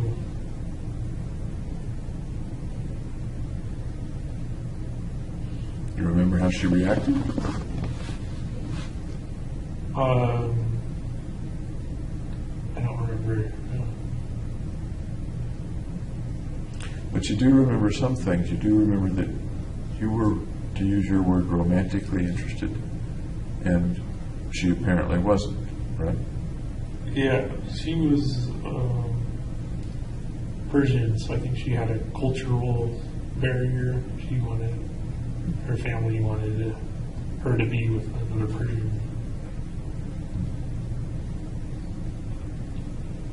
How hard did you try? Not very hard. What did you do to try? Just spend time with her. Ask her out? Nope. How about the next romantic interest? Or possibility of romantic interest? That was probably when I was in my summer job as a camp counselor with another camp counselor.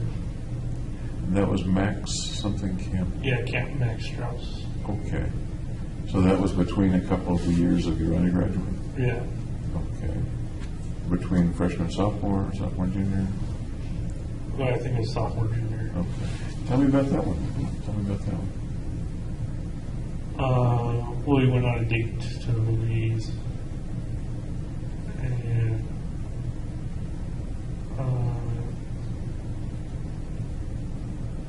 it was just hard to get started. Both camp counselors? Yeah. I do hear wild things about those camp counselors. Yeah.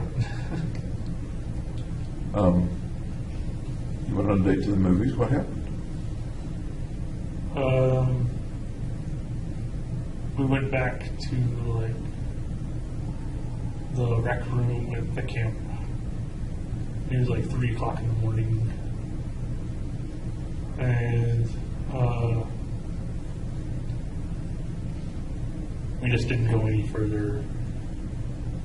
Okay. What kind of a girl was she? Cheerful and bubbly.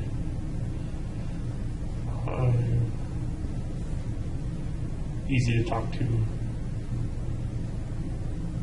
Nice. And if I were to talk with her, what would she say about what kind of a man or boy you were?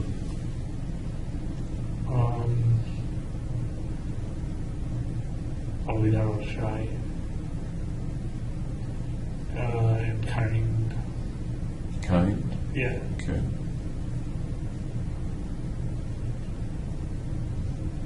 Tell me about kind.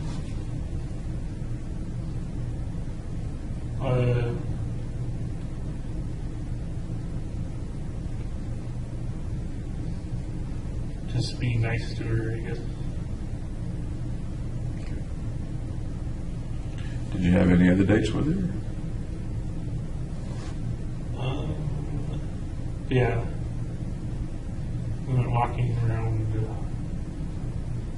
a club in Hollywood. Now you got me interested. A club in Hollywood. Yeah, and we didn't go inside. We walked around. A club like what kind? Like a dance club or something. But you didn't go inside to date. No. You think she wanted to? No, I don't think so. Where is Camp Max Strauss? It's in Glendale, California, kind of just north of LA. So it's a good distance from Hollywood. Maybe 30, 45 minutes. So you went on a date. You need to fill in some of the blanks because I'm getting confused here. How'd you get from two counselors at Camp Strauss to two young people walking around the club in Hollywood? When we carpooled with some people who were going to the club, I actually had to drive back because they were so drunk. Okay. And you and she decided not to go in?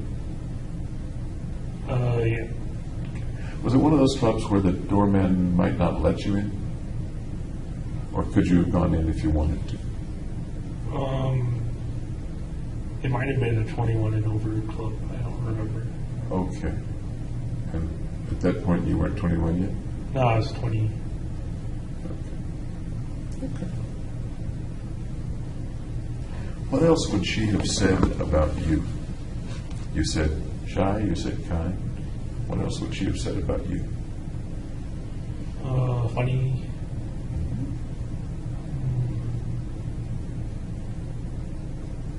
Caring. Smart. That's about it. So 5 adjectives Yeah. covers the waterfront with Spectrum. James Holmes. Does it really? Oh, well, you can't sum up a person in 5 adjectives. I agree. So give me some more to work with here. I don't know if more will help, though. Give it a shot.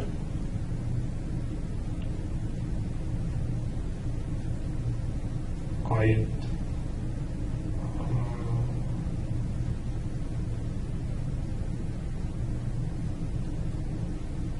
Friendly. I don't know.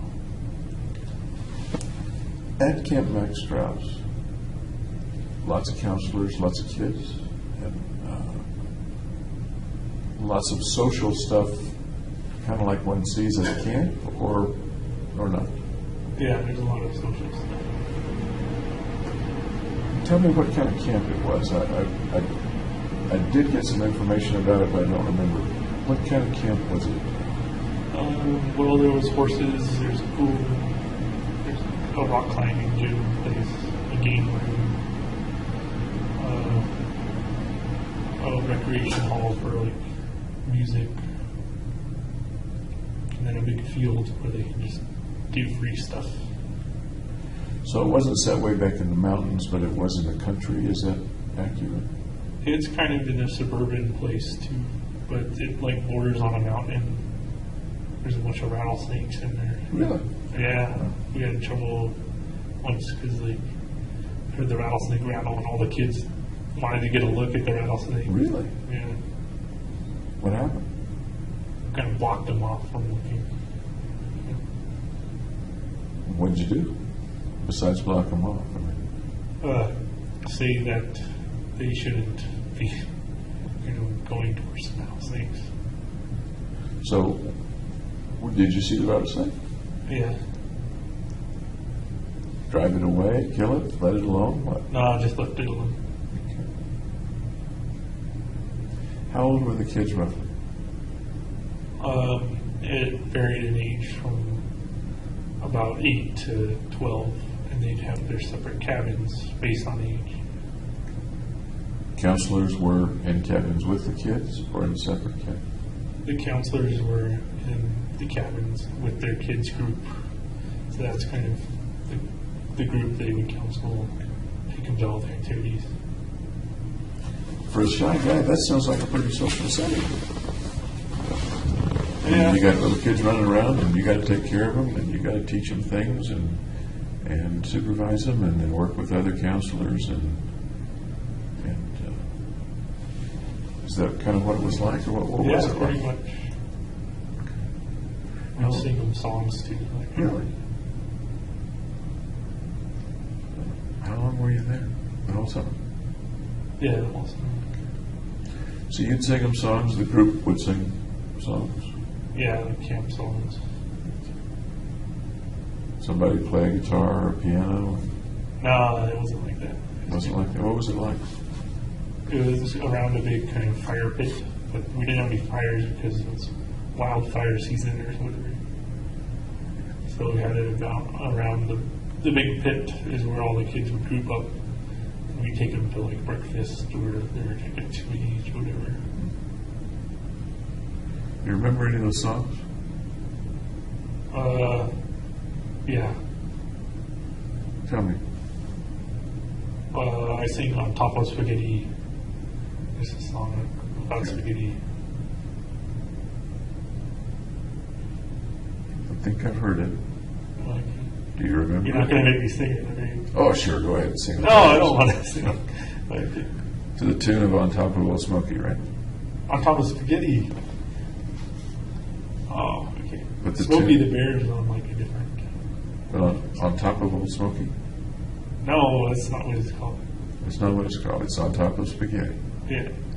And it's not a parody. Okay. No, it's a short song. Okay. Other songs that you remember? What about Hermes the Worm? There's a song about a worm. I don't remember all the lyrics. Kids liked it? Yeah, kept them occupied. How did you enjoy being there that summer? It was kind of stressful because I'm not that outgoing. Did it become less stressful as time went by, or did it stay stressful pretty much the whole time? Well, it wasn't stressful the whole time. It was just kind of, it wears down on you having to take care of so many kids. As you look back on specifically that summer, how does it make you feel, or what does it make you think of? Was a fond memory of Abby's trying to get out there and be more social. Do you think you were changed in any way when you went back to school in the fall because of that summer? I was more aware of the responsibility of taking care of children.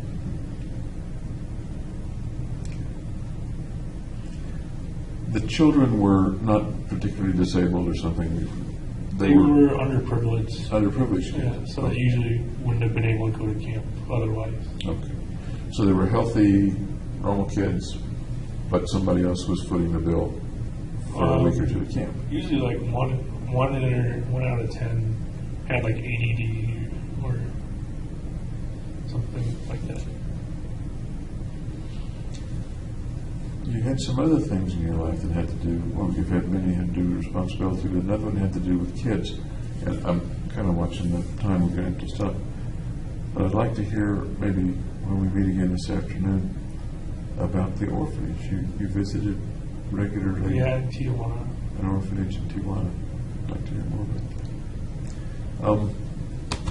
What I'd like to do is meet with you this afternoon, starting about 2. Okay.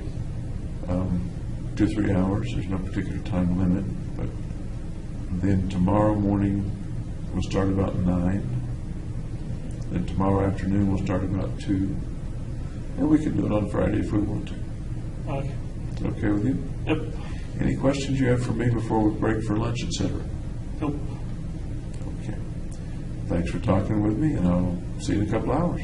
All right. See you then.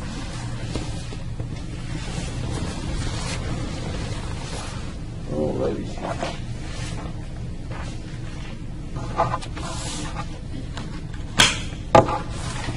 Do they give you juice whenever you want it? I don't know if it's whenever I want it. When it's convenient for them, at least. I'll try to make some more juice. Okay. Thank you, sir. I think they're going to come in and deal with the camera. They'll take some of the equipment out and they'll leave some here, I think.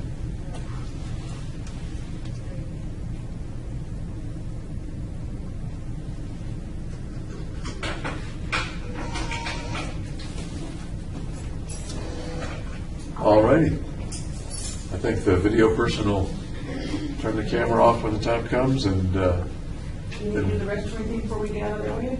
No. No? That's okay, we'll get out. okay. We'll start up again about 2 o'clock, okay? And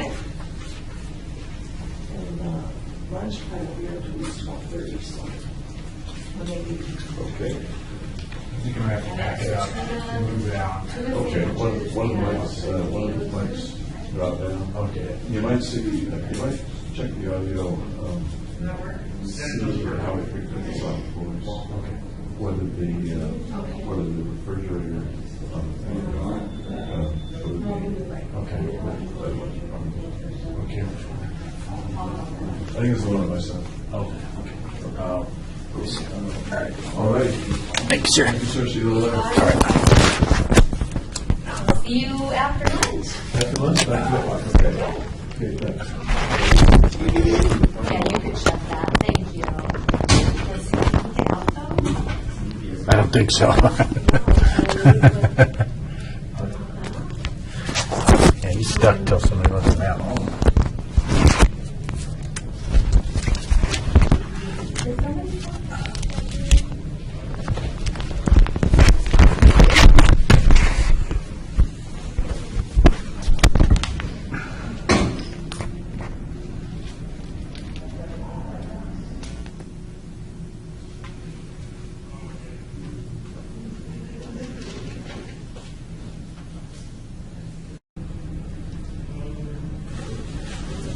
See you guys later. Sure, okay.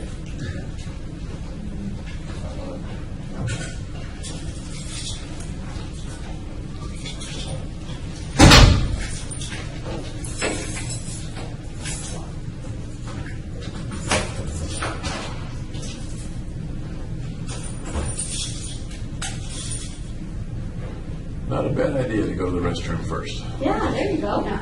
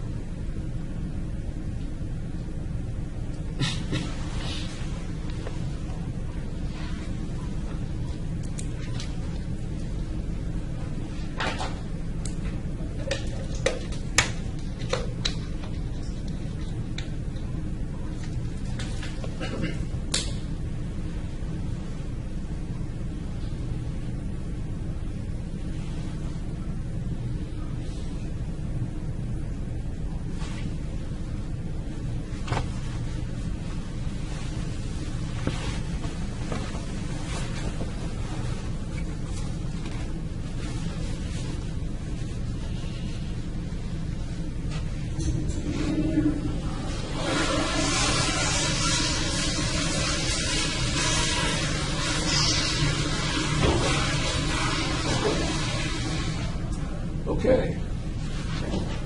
As they say, welcome back. Here's all of it. That's all right. Have a seat. Hope we got you some fresh juice there.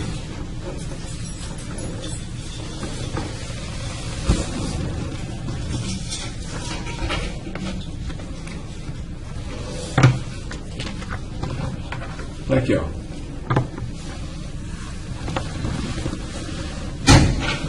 Did you get some lunch? Yeah, tuna sandwich and clam chowder. And clam chowder? Okay.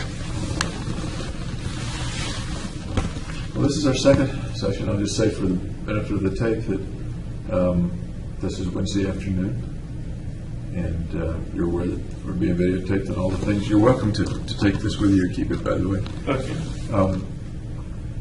Any questions about this morning or anything you'd like to add from this morning? Nope.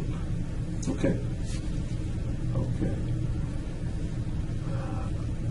We left off, I was recalling, and so were you, that you had done some other things with children. You'd gone to an orphanage in Tijuana. That was interesting to me. Can you tell me more about that?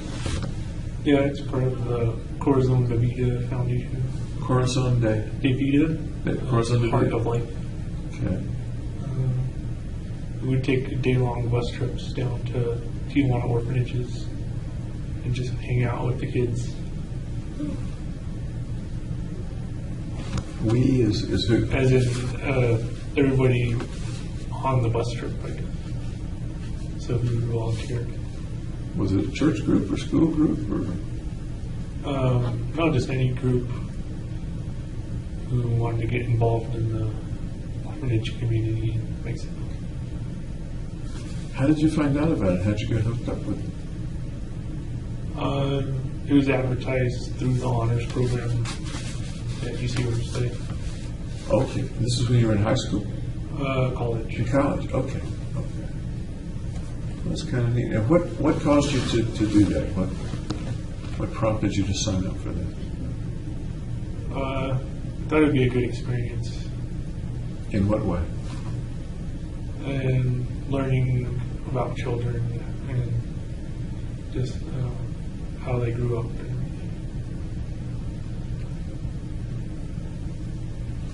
I'm curious, what did you want to learn or learn more about children?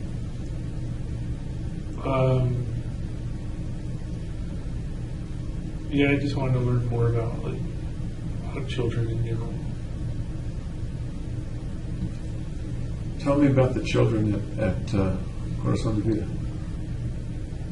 Well, they're all orphans, and they seem like just normal kids, and they like to play. And they have their own school at the orphanage too.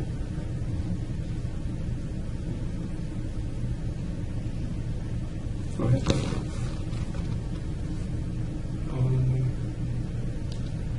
So some of the activities I did was play soccer with them, and play cards.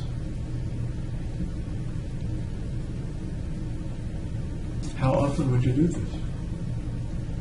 Like once every 3 months. Once every 3 months. Yeah. Were there other groups that went down at other times, or did the kids get visited once every 3 months? There were other groups that also visited them. And how long would you stay? Just for the day. And then we head back. We usually make them lunch too. Tell me more about that. How far did you travel? Well, it's not that far. It's like 2-3 hour drive. There's more to it than that. You gotta show me that picture that's in your memory. Well, once we brought a bunch of toys down, and then for Christmas, it was like we could donate money to buy toys for them and stuff.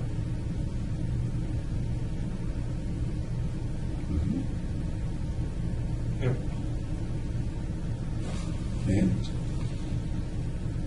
And they like the toys. Okay. So what did you do with that? Once again, there's a video playing in your mind somewhere, and I'd love it if you point things out in there and say, well, this is where I bought the toys, or this is what I bought. Can you give that a try?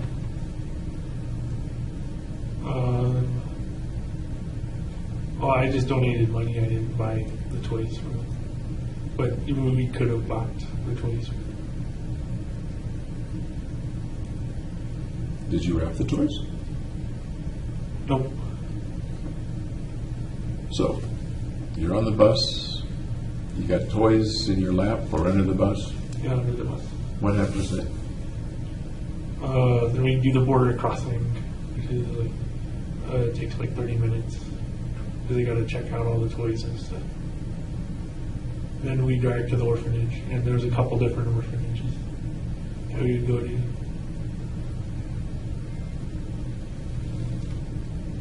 And the bus stops, and then we just hang out with the children. You know, we made them like a hot dog and Cheetos lunch, something very healthy. can you picture any particular child that came up to you or that you hung out with? No, not off the top of my head. Was there a particular child or more than one that kind of remembered you and you liked to work with?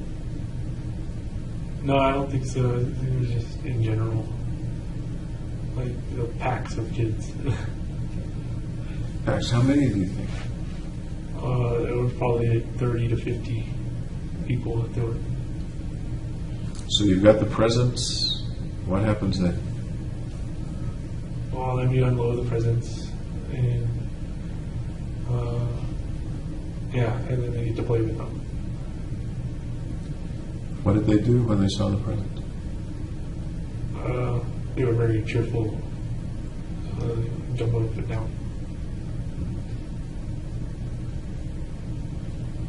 Did you have any particular feelings when you took them the presents and they were cheerful? Yeah, I thought that was a nice thing to do. I agree. Any other feelings inside you when you see the kids opening the presents and enjoying them? No, not really. Then you get on the bus and you go back Yep. to Riverside? Any trouble crossing the border this direction? Then we have to get off the bus and walk across the border, and the bus comes and picks us up. It's kind of a different procedure.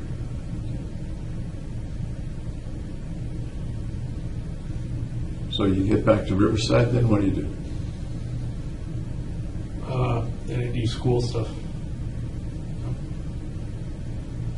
Pretty full day. Yeah.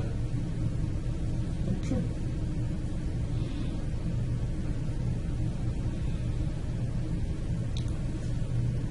Any other times in your life that you worked at the camp and you worked with the orphanage?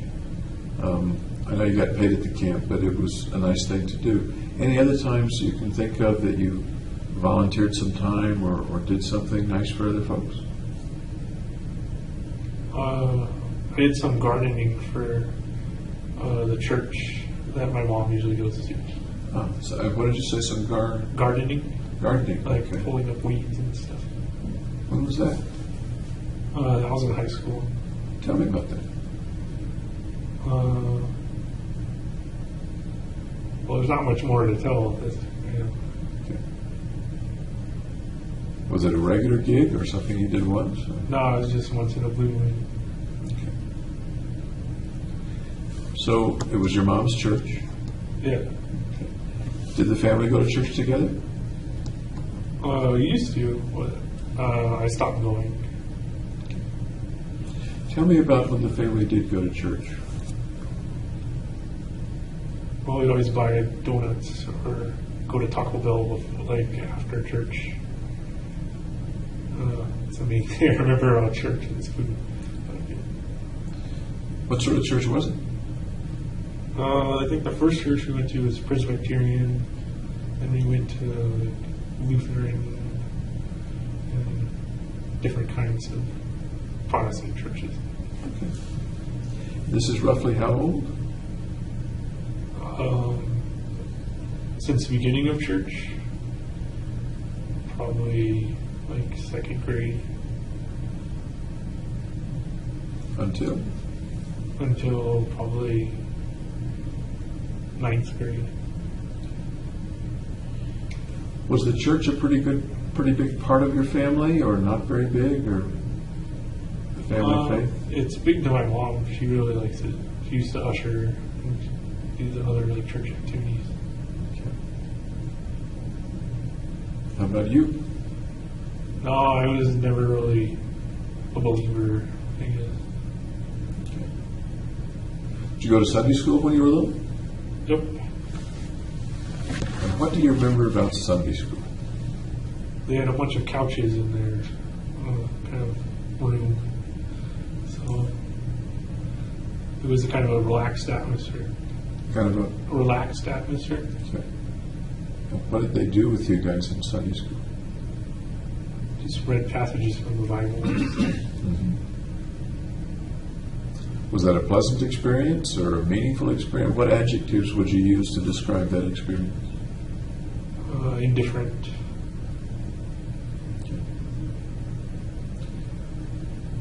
In the course of time, did you start going to the grown-up church? Yeah. Tell me about your experience, what it was like to be in the adult church, the sanctuary, the sermon, that kind of thing. Well, they would sing songs and do hymns and stuff. Usually the pastor would read passages from the Bible or something. I'm curious, do you remember any particular passages or sermons or things that the pastor said, or any particular songs? Glory, glory, hallelujah, or something. Okay.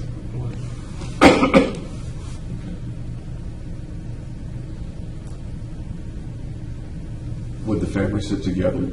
Or Yeah. everybody, you and Chris, mom and dad? Yep. How hard was it to get you to go to church? They had to like bribe me with Taco Bell. With Taco Bell? Yeah. Was that an every Sunday sort of thing, or some Sundays? Pretty much every Sunday. Okay. You mentioned several different Protestant denominations. As far as you know, was the family a member of any particular denomination?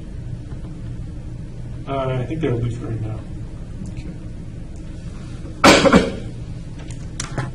Including or excluding church, at that time, and let's say as long as you were through high school living at home, how important was faith in your life, religious faith?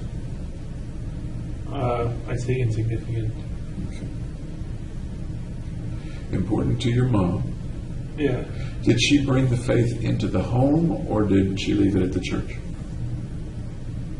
I'd say she left it at the church. How about Dad? How did he feel about it? He's kind of like me. I'm sorry? He's kind of like me. So. Okay. But he would go because of my mom. You went away to college, you came back, and lived at home for a year. Was there any church in the year that you lived at home? No, that's what. Was she still going to church or no? Yeah. But you didn't. Right. Did Dad still go with her? I think so. Yeah.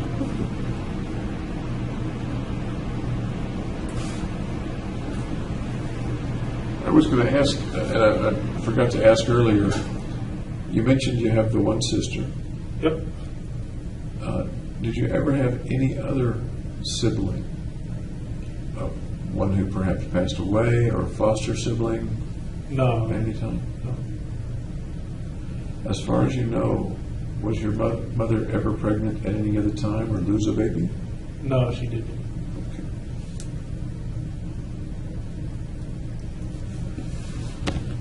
Thinking back when you were a kid, doesn't matter what age right now, but thinking back when you were a kid, how did your parents get along? Very well. What did you see as the kid? Mom and Dad are over here doing something or in the same room. What did you see between them? Them talking to each other. Just kind of, you could see love between them. Could see love between them. And what was it that told you that you saw love between them? Just that they cared about each other. They kind of like showing them. How did they show that? Just in their demeanor towards each other. And what kind of demeanor would that be? Close. Close? Yeah, close. You mean standing close or acting close or what? Just the feeling of closeness. Did that feeling come to you as well, or just between them? Yeah, it came to me too. Is there any particular time or any time when that closeness feeling between them was lost, even temporarily? Not that I could ever see. Okay. Did there ever come a time when the family closeness, including you, was lost? Sometimes. Like what? Like when I came back after college for that year transition, and I didn't have a job yet. Then it was kind of like get out there and get a job. Is that the way they put it? That's the way I put it. That's the way you felt it? Yeah. Again, I don't want to put words in your mouth. That's the way. Okay. Tell me more about what that was like. It was just like a small conflict because my mom felt I wasn't doing anything, so I should get out there and go to work. You think your dad felt the same way? He probably did, but he didn't voice it. Was that fair on their part? Were they right, or were they being overly pushy, or something else? I think it was fair for them to do that. And you did go out and get a job. Yep, What'd you do with the money? I saved it. Did you pay them any rent? No, luckily they didn't make me pay rent. So you saved it, I assume, for school and whatever would come along, or Right. for something in particular? No, just in general to save it. Okay. In the present, is faith a very important part of your life now? No, it's like it was before. Has there been a time since middle school, I guess, when religious kind of faith was an important part of your life?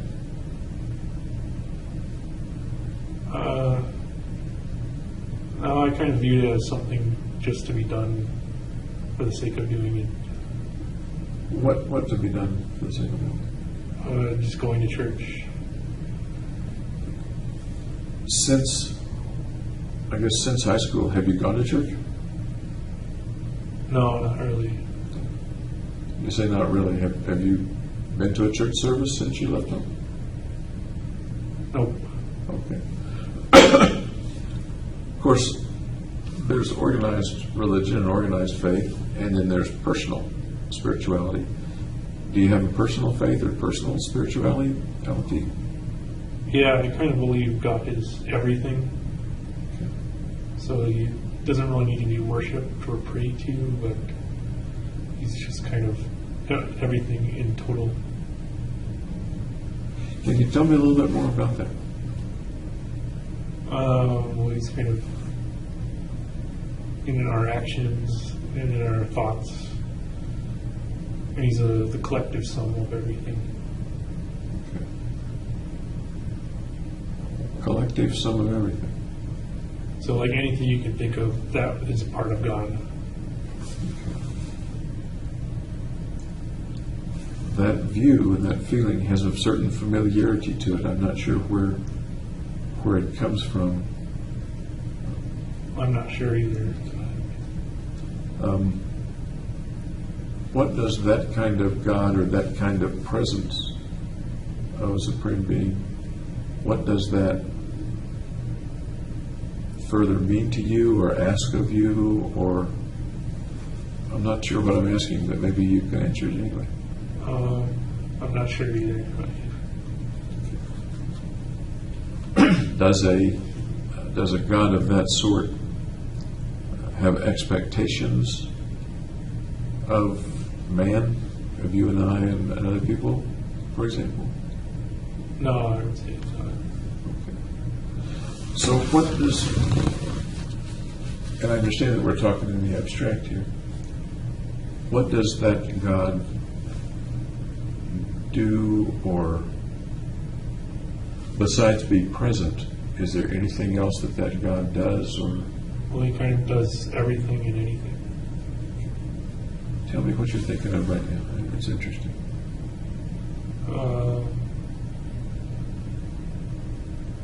He's just kind of like the universe in its like smallest parts to its largest parts, and kind of like any action.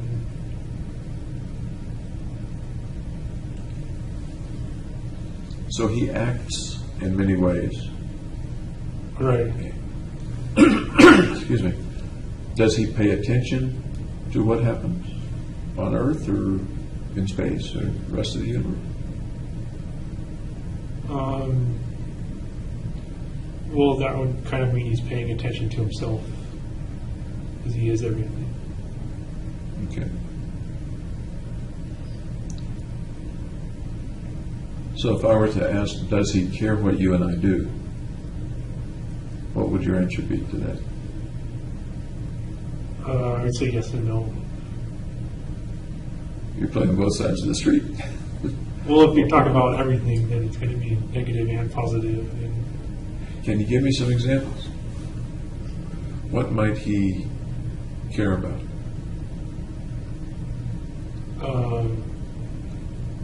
just how the universe is working.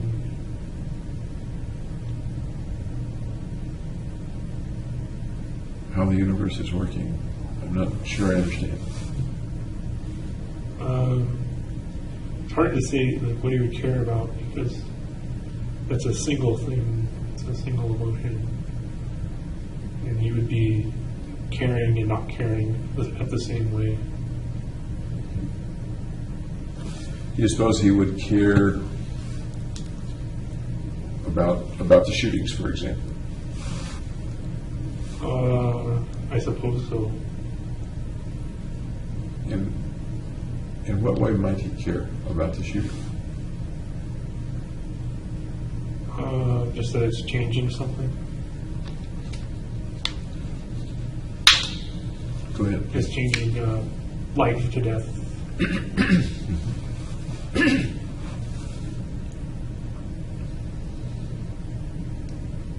And if we somehow attribute human cares and thoughts and feelings to God, what might he feel about that?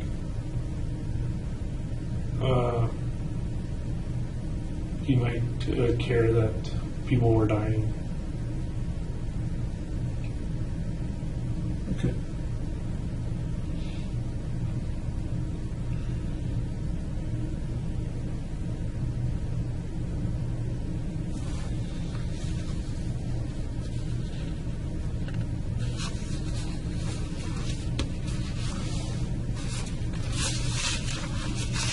One of the things that folks have described about you when you were growing up,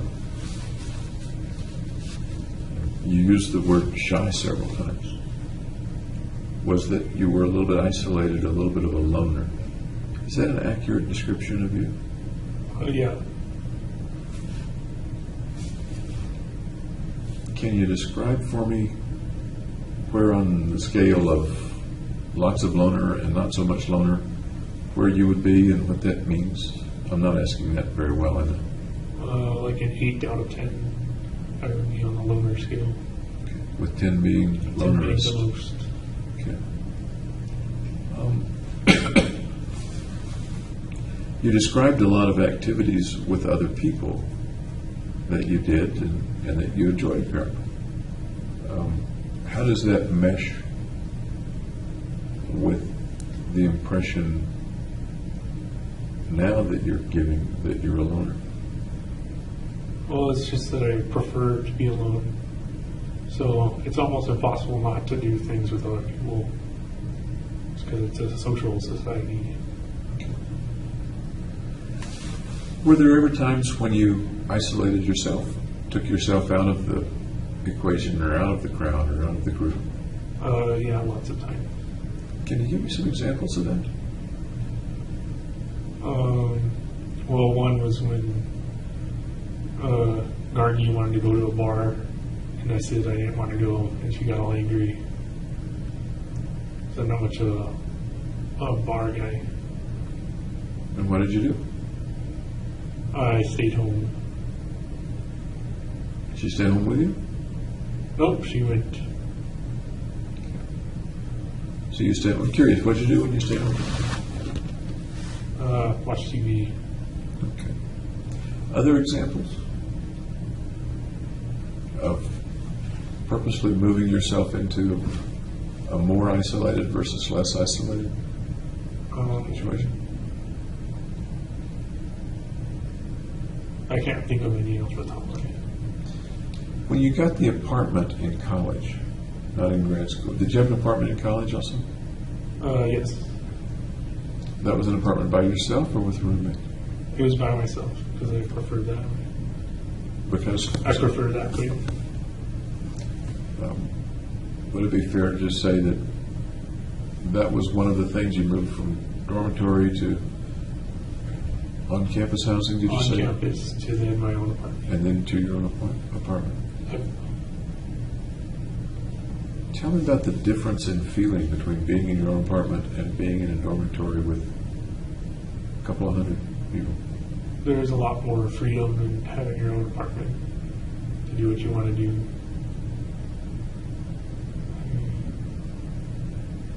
To do what you want to do. Yeah. Meaning what? I just watch TV or play video games or whatever.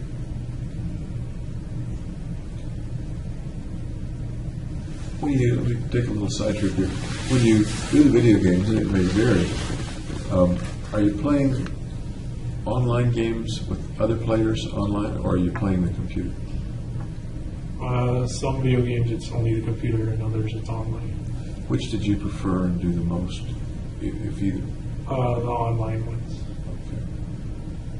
So there were other people at the end of the web, various characters. Yeah, I wasn't quite as anxious when it's kind of over the digital web. You weren't quite as anxious. That was your phrase. Yeah, as when I'm around people, I'm kind of anxious. Tell me about that. Well, I don't know. It's just they expect you to say something, and I usually like to listen more. When you say anxious, what do you mean anxious? Like fidgety, fearful. Yeah. Fidgety, fearful, what else? Not wanting to be there.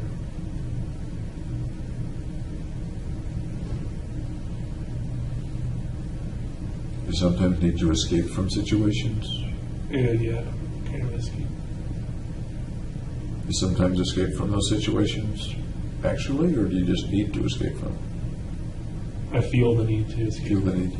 And what happens if you can't escape? What happens to that feeling then? And I kind of freeze. What's that like? I don't know how to explain that. What are you seeing in your mind? Just uncommunicative. Are you seeing a picture of yourself in your mind? Kind of, yeah. Okay. You and I are looking, I'm looking over your shoulder looking at this picture. Point to the picture and describe the picture for me, would you? I'm standing there and not saying anything, and people are talking around me, and I don't know what to say.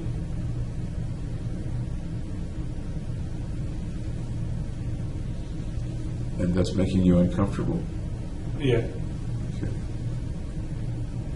Are the other people noticing that, or are you hiding it efficiently from them?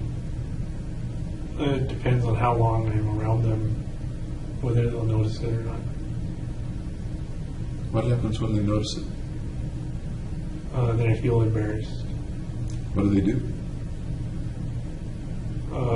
Stare. Anything else that they do? Not really. They ever laugh at you? No, I don't think so. Point at you or say, get out of here, you're too shy? Or... No.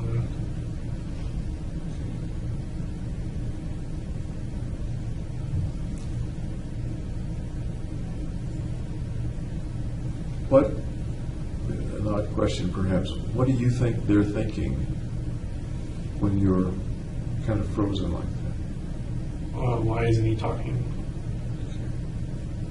What else are they thinking about? Maybe there's something weird about him. But they don't say that, is that correct? Or do they sometimes say that? They won't say it to me, at least. You pretty sure that sometimes they were thinking that? Yep. And what makes you sure that they were likely to be thinking that?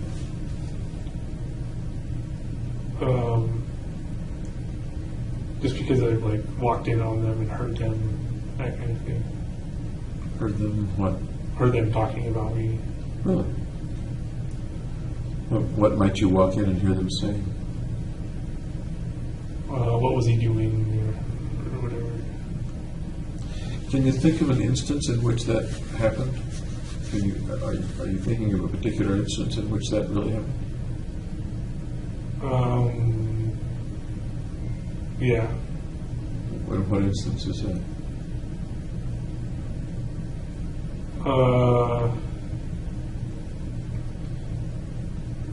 It's when it was at The camp, Max Strauss, and he was with the other counselors when a guy and a gal were playing chess, and I was watching, and then they left, and then I left, and then heard them say, How'd you feel when you heard them say that? I ignored it. How'd you feel? Not so great. What do you mean not so great? How'd you feel? Like there was something wrong with me.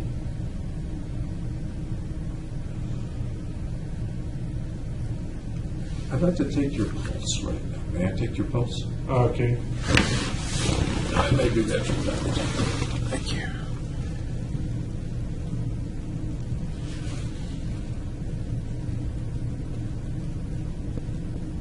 Thank you.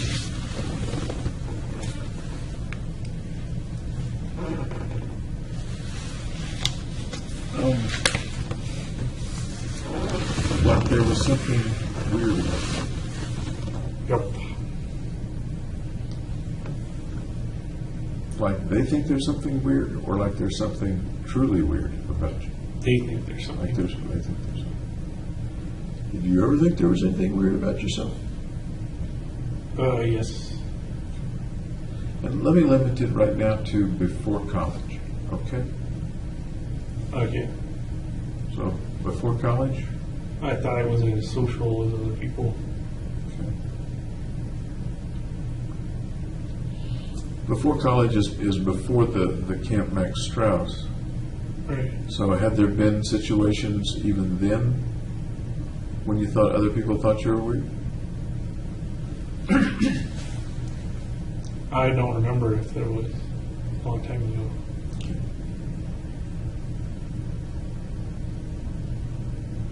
I want to talk a little later about whether and when you felt like you were weird. And we'll come back to that.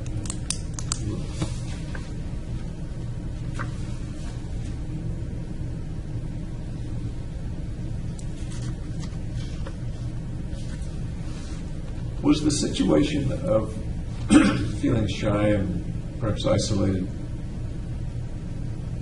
were those generally related to particular situations, or would it be anytime there were other people around? Or? Anytime there were other people around I didn't know or wasn't close friends with. So, family and close friends. I kind of exempt. How comfortable were you with family and close friends? Very comfortable. Very? Yeah. Okay. So, correct me if I'm wrong, but you didn't feel weirdly shy or weirdly weird around family and close friends? Right. Okay. You think family and close friends thought you were weird? No. Okay. So why would somebody, just because they didn't know you, think you were weird if with family and close friends you didn't think you were weird and they didn't think you were weird? Because I'm different around different people. Because you acted different? Is that what you're saying? Yeah. Okay.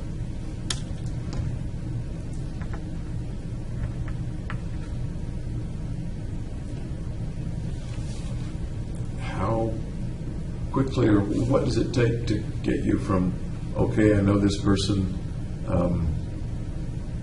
don't feel weird and I'm not acting weird, to what has to happen to make that change, to get you I was comfortable? spending a long time with them. I don't know exactly how long though. Okay. For example,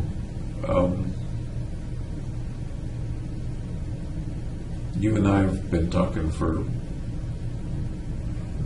3 or 4 hours over a period of a day. Yeah. Is it approaching that in any way, or is it pretty uncomfortable? It's still uncomfortable. So uncomfortable. Okay, fair enough. Fair enough. The people who are around you at the jail, they're not interacting very much with you, I understand, but is it uncomfortable with them or is it comfortable with them? Well, I'm not with them, so it's kind of neither. You're not with them. So it's neither. In what sense are you not with them? Well, I'm not communicating with them. I'm not. Got it. Okay. How about your defense attorneys? Where do they stand on that spectrum? I'd say I was close to them. So things are pretty comfortable. Yeah, pretty much.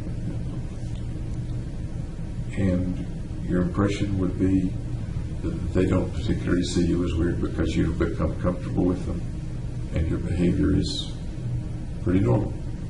Right. And again, I'm doing all the talking I shouldn't be. Is that pretty much the way you see it? Yeah, I've been with them for a while. Okay.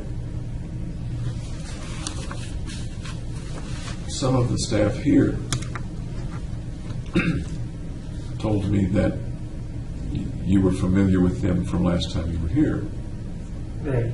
and they recognized you. How comfortable are you with the staff that you remember from last time? Not very comfortable. Can you put your finger on anything that makes it uncomfortable for you? That's a very broad, vague question, I guess. Just being there and not having something to do kind of makes it uncomfortable. Not having something to do. Yeah, because if you have something to do, it kind of avoids having to do direct talking, confrontation. Okay. So, what would be the circumstance with being in a class with people you didn't know well? That would be fine because they're focused on the lectures instead of socializing with all the people.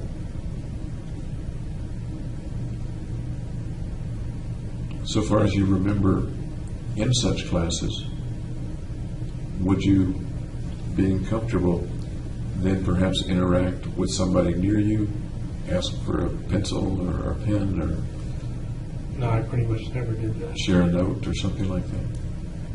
No. Okay. What if they asked you for a piece of paper to take a look at your notes or something? Then I'd help them out. Would it make you uncomfortable? No, because it's like something we have to do together instead of talking. And there's awkward silences. So it sounds like you're saying that having a purpose takes the edge off the anxiety. Yeah. You and I have a bit of a purpose. I'm asking you 100 questions. And Yeah, you're the one doing the talking mostly.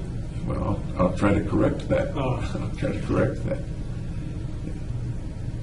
Do you think as we continue to talk for a few days that you'll do more of the talking? It might get better. I don't know. Interesting that you use the word better. I see it as a little different. I'm not sure I see it as good or bad or better or worse. Oh, So why did you say better? Is it bad to be? yeah, that's kind of my view of it. It's bad to have social anxiety. What's the worst thing you can think of happening in a social situation related to that anxiety or something that makes you uncomfortable? What's the worst that could happen? It could start a fight, I guess. What happens then? You have to avoid the fight somehow. What happens then? And it stops. Eventually it stops. How does it stop? And after the confrontation is over, How does the confrontation come to an end? poorly. What does that mean? How does the confrontation come to an end? Then I didn't give the right answer. I don't understand. How, you say you were concerned that there'd be a confrontation or a fight, Yeah. and then you said the next step is that it's over. And I'm asking you to fill in the blank. How does it get from a fight to being over? It just ends afterwards.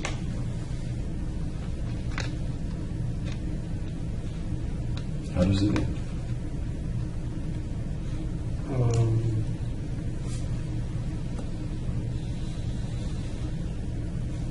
It's just nobody says anything. Nobody says it. Yeah. What's the worst? I'm going to stick with the worst case scenario business. What's the worst way it could end? With someone getting offended. Okay. Like how?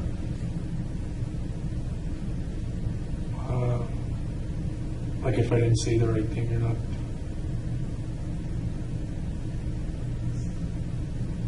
So you're talking about the other person getting offended, not you. Yeah. So the worst thing that could happen is not that you would feel offended, but that the other person would feel offended. Right. What happens then? And we go our separate ways. Is that so bad? It is if a person's offended. How is that a bad thing?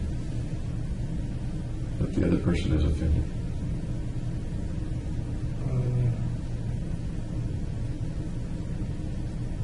It just is bad. I guess. I don't know if there's an explanation for it.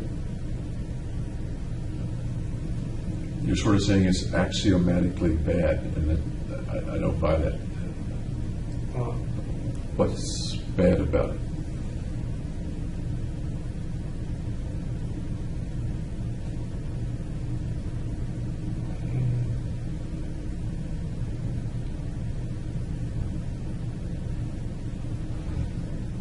Just because I didn't say the right thing or not.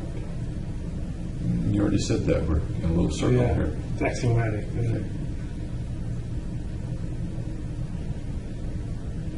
Let's come back to the worst thing that could happen. Parting ways with the other person feeling bad is the worst thing that could happen? I suppose there's worse. What might be worse? If somebody gets killed or not. Okay. Yeah. Can you picture a circumstance where that might happen between you and somebody else that you're talking to? I can't see myself doing it. Okay. How about you getting killed? I also can't see that happening.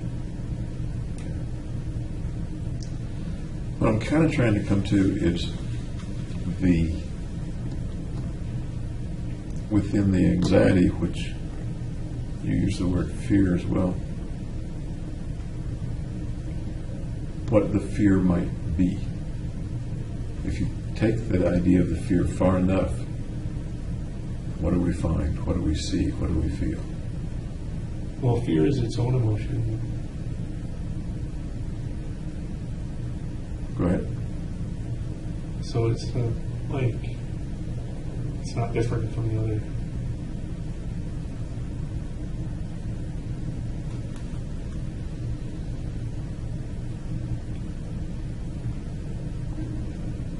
What happens when people get frightened? Well, physiologically, what happens? There's a sympathetic response, like fight or flight. So people either confront it or they run away from it.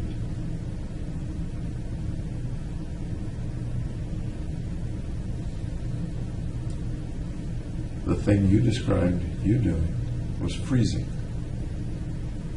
Yeah, so I guess that's not in those two categories. Big part? I guess that's not in those two categories. That's what I was thinking. That's what I was thinking too.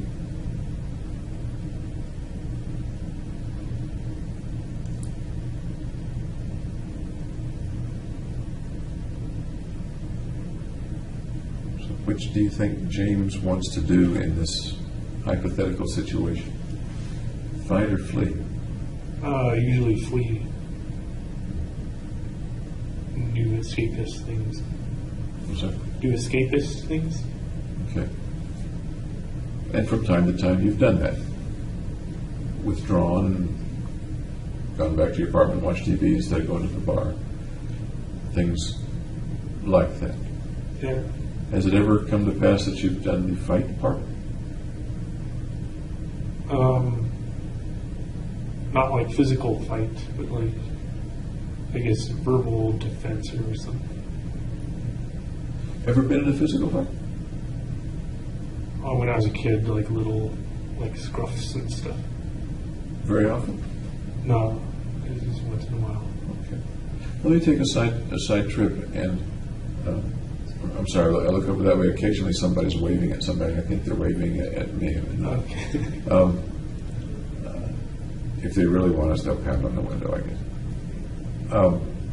Let me take a side trip into the fight business. Roughly how many fights have you been in which you either landed a blow or someone landed a blow on you? It's more wrestling, I would say. There's no blows landed. Okay, well, the contact is really what I'm... Maybe Roughly. like 2 or 3 only. 2 or 3. Okay. What was the worst one? What happened? I don't remember. It was when I was a kid.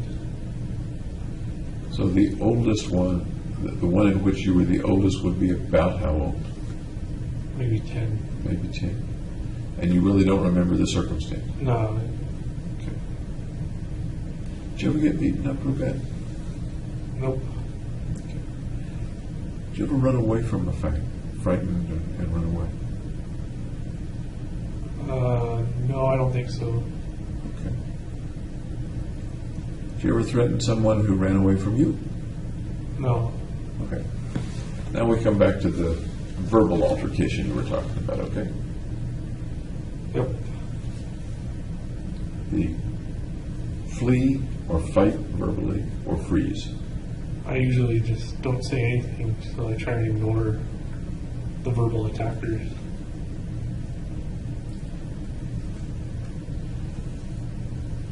I kind of want to say, how does that work for you? Because it's tough to do that. It's very hard to do that. It works well. Let me see. There's a lot of verbal attackers in jail, That's a good point. so I just ignore them, and then eventually they stop. Let's come up to the jail then. Can you give an example of the verbal attackers in the jail? Yeah, I'll just say stuff. I'm sorry? Yeah. Give me an example.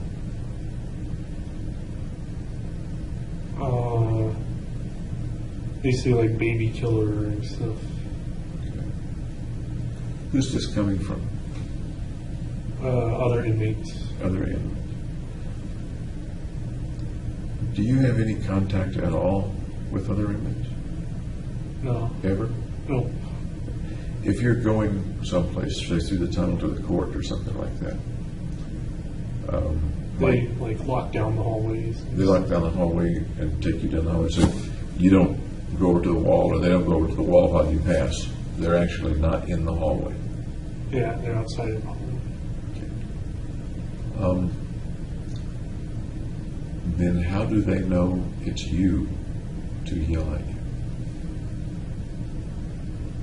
That's not usually where it happens. It usually happens at my cell with like the cleaning trustees going by and yelling stuff. Okay. So folks in the jail know that James Holmes is in MC1 or whatever the Right. cell is, and perhaps a trustee working, or perhaps somebody else who's temporarily in another MC cell may yell things. Yeah, that's pretty much how it goes. Okay. Has there ever been a circumstance where they've gotten to you physically? No. Or they, oh, I'm sorry? No. No.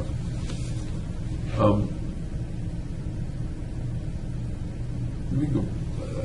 Thank you for that example. But let me go back earlier to your activity of freezing rather than fighting or fleeing. Freezing is a little different from ignoring, it seems to me. Does it sound different to you? Yes. What's the person who's freezing thinking, feeling, what's going through his mind? They can't think or feel at that time because you're kind of frozen. So it's kind of a mental block.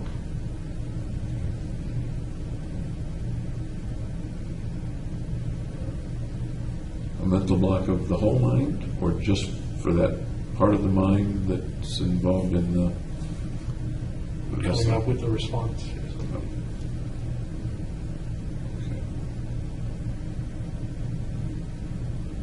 Does that describe you pretty well in those circumstances?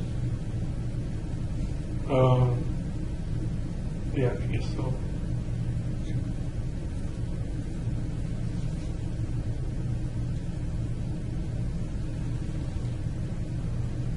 When was the first time that you noticed that you did that or could do it? When was the first time you recall doing it?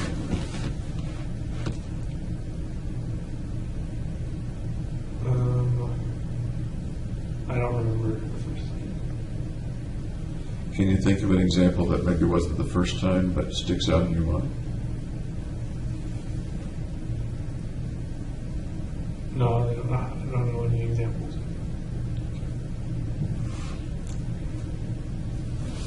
Was there a time or a period in which you realized you were doing it more or more strongly, more obviously to yourself? In graduate school. Okay. What might that have had to do with, or what might you have been doing? Like discussing lab papers, lab articles. In some sort of presentation? In like discussion groups kind of thing. Tell me what that was like. Well, Picture that circumstance. a person would choose a figure, or they'd have a figure assigned to them from a paper, and they'd have to usually explain what it was. And that's tough for me because they kind of put you on the spot, And when you say a figure, like a graph or something. okay. You'd be kind of on the spot. Would you generally know know about the topic, but be on the spot with regard to talking about it? Yeah, I usually know what was going on, but then have trouble saying it or bringing it out. Okay. If you were talking just with one other classmate, for example, lab partner, would the same thing happen, or would it? No, it was usually the group. It's in the group. Okay. How well did you know the folks in those groups? See them every week, or every day, or once a month?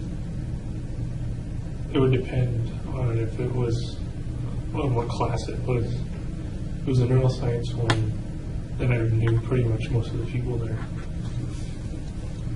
And you would still freeze up? Yeah, sometimes. Every time, or just sometimes? Sometimes. How much? How many times out of? I'm kind of asking how often. Maybe 50%. And what happens when you freeze up? Take me through the process of the next 15 minutes. You start to freeze up, and then they wait for an answer, and then I'm kind of lost. then what happens? Then I'll have to like reread it, or they'll just move on. And then what happens? Then the freezing stops. When the freezing happens at its worst, do you say anything at all? Not unless I'm spoken to.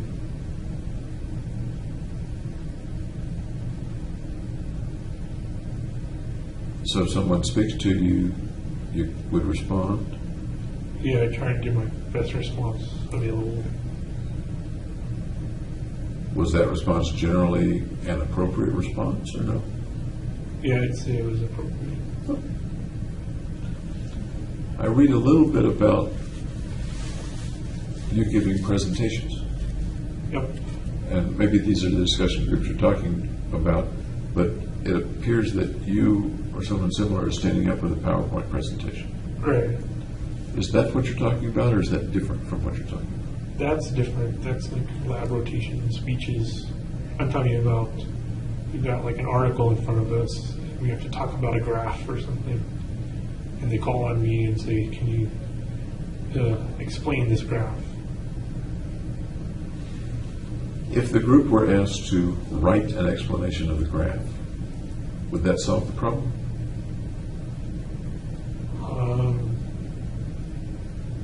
If I wasn't put on the spot, If everybody in the group were asked to, then I would know what to do. I'm sorry? Then I would know what to do. Okay. If you were asked to take the graph home and interpret it, That's easy. that'd be easy. So it's not a question of not knowing the stuff. Right. Gotcha. Tell me about the larger presentations with PowerPoints and things like that. They were in front of the neuroscience department, so a bunch of professors and students. And how did those go for you? They went okay. I got feedback from the graduate training committee. What was the feedback like? It was usually critiques or criticisms. Useful, hard to take, positive, negative? Mostly negative, I would say. Were you able to use that feedback to do it differently the next time, or no? Not really, no. Okay.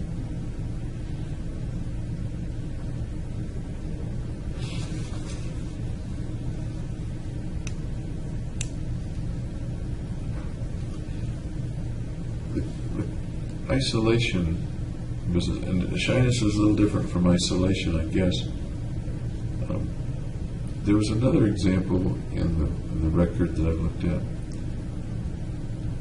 about when you moved back to San Diego from Salinas. Salinas or Salinas? Salinas. Salinas. There was a Steinbeck book written about Salinas, wasn't there? Yeah, he used to live there.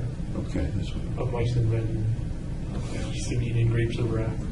Did you read much Steinbeck or know much about that history? Obviously, you know. We read him in school, I think. Okay, interesting. Did you like reading Steinbeck? Yeah, he was fine. What was your favorite Steinbeck book?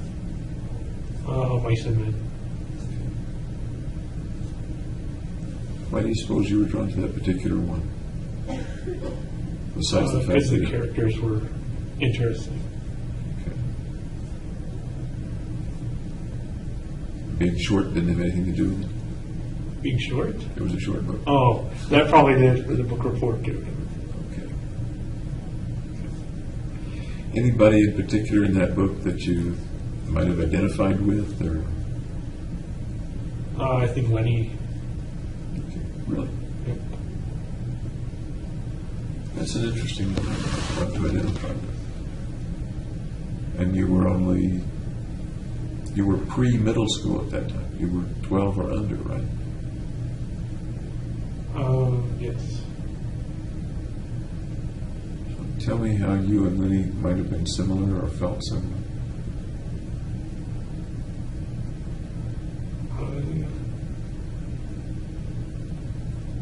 I don't know how to answer that.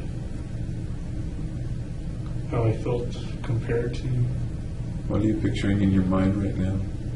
I don't know, I'm frozen. You're frozen. Do you remember anything that, and I'm kind of putting you on the spot with regard to the book, you read it a long time ago. Do you remember any things that Lenny did? Yeah, he crushed the mouse and pulled on the girl's dress, I think, when she was trying to get away or something. What were some other characteristics of Lenny? I think he was schizophrenic. He saw like rabbits or something.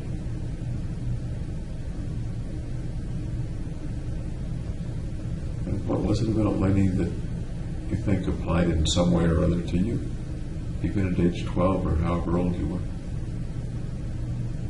I just thought he was the most interesting character in the book. Okay, interesting character.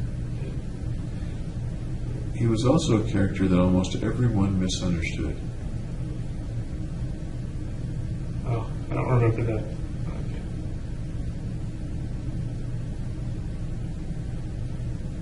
It was. Okay.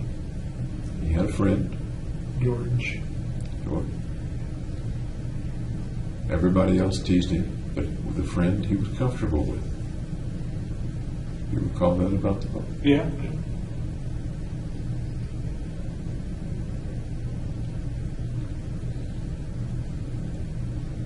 What do you think that relationship, what do you remember about that relationship between George and Lenny? How did George feel about Lenny?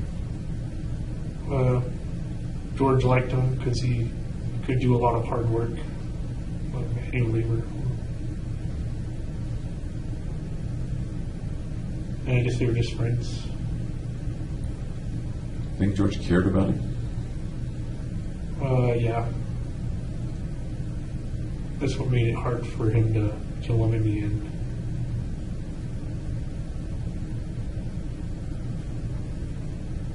Tell me about that act of George killing Lenny. If you remember it from the book, and it was pretty striking. That's all I remember about it. Do you remember why George killed Lenny? Yeah, Lenny accidentally killed another person. I don't remember who. But they were out to get him.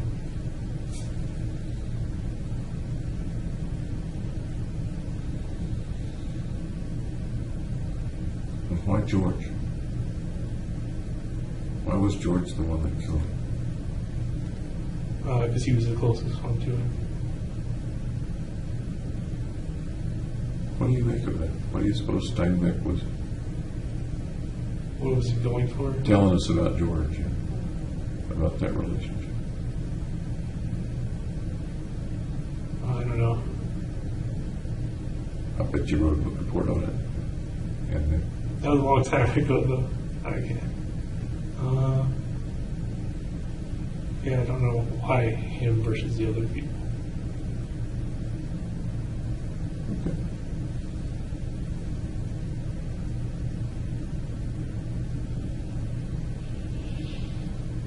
Did you want to move back to San Diego when the family moved back?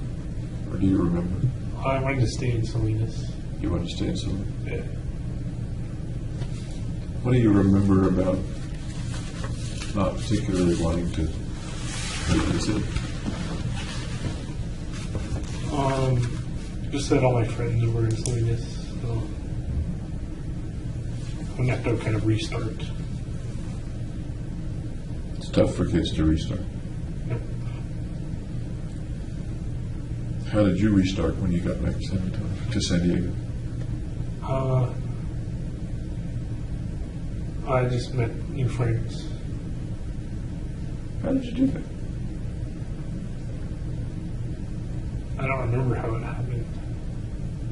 Any guesses, speculation about how the young James would have met and made new friends? Maybe just proximity, being around them. But you didn't have to play with them. How'd you end up playing with them? See, I don't know. How might you have ended up playing? Speculation, I guess. Just talking to them.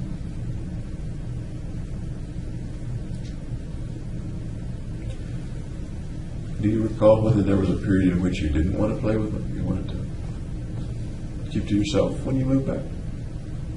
No, I wanted to make new friends. There's some place in the record that talks about you sitting in the closet reading. I don't know what that's about. Does that ring a bell? No. No. And I'm not sure either.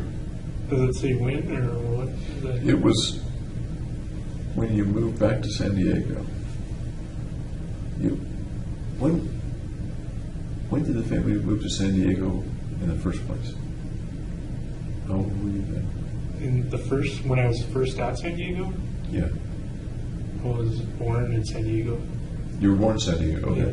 So you're there for a long time, and you only came back one time. Yep. Somewhere in the record, there's something about you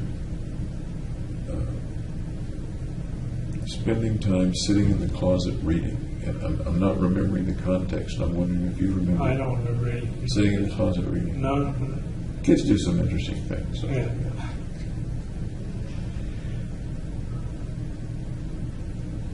What kinds of things did you like to read back then, when you were 12, 13 years old? Oh, my favorite was Goosebumps. Goosebumps. Yeah. I have not read. That's a series, isn't Oh, I it? think there's like hundreds of them. Kids series. Yeah. I've not read it. What's the premise of Goosebumps? It's like a scary story. Just a scary story. Are they real heavy-duty scary stories, or are they scary stories for little kids? I did that for a little kid. Okay, so go ahead. You like those? What was in Goosebumps books that you remember? Just a bunch of monsters and stuff.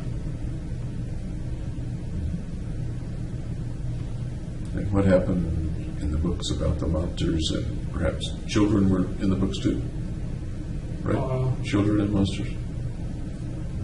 I don't remember if there were. I just remember it was like scary. And it was a scary stuff for you to read? Yep. Okay.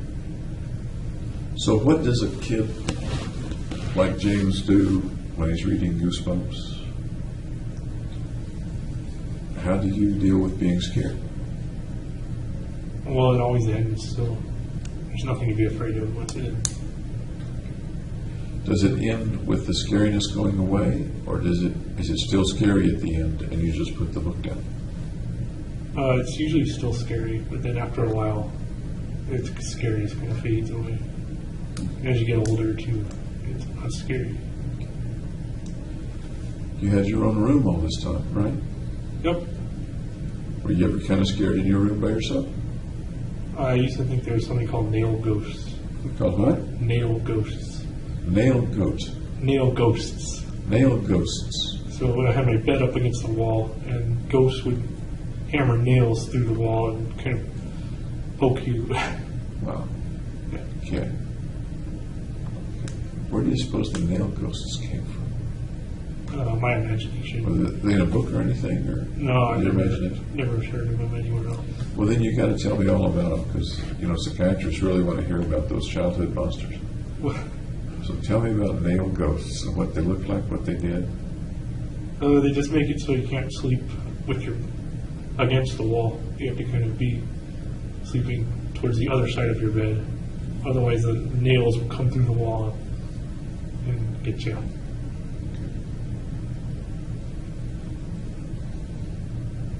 How did you deal with that? You slept, for one thing, you slept away from the wall, I see, Yeah. right? Okay. How else did you deal with that? Well, I eventually got over it. Did you ever decide, hey, I can't sleep here, and go try to sleep with mom or dad, or sleep on the couch? Or...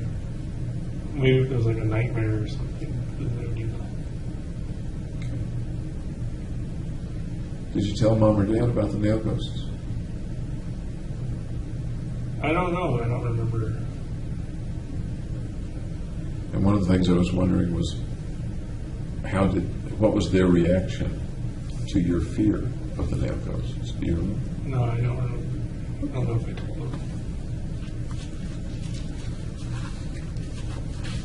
Did mom or dad know that you were afraid of anything? Heights, or jumping off the high diving board, or nail ghosts, or anything else? Yeah, I was afraid of the dark. So they got me one of those little lantern light things. Okay. And how did they treat, I mean, speaking of each one actually, how did Mom treat you?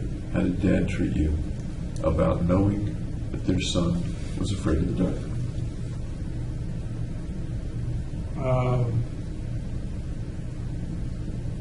Well, they let me sleep in their bed, or they'd say there's no monsters.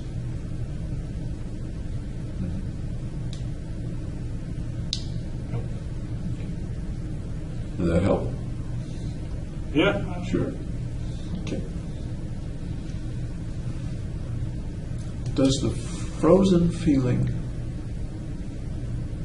that you've described very articulately, does that frozen feeling bear any resemblance to the feeling of being afraid in the dark or the nail monsters? No, I don't think so. The visceral feeling is not similar as far as you can recall? No, I just go further under the covers so they wouldn't like freeze or anything. Okay.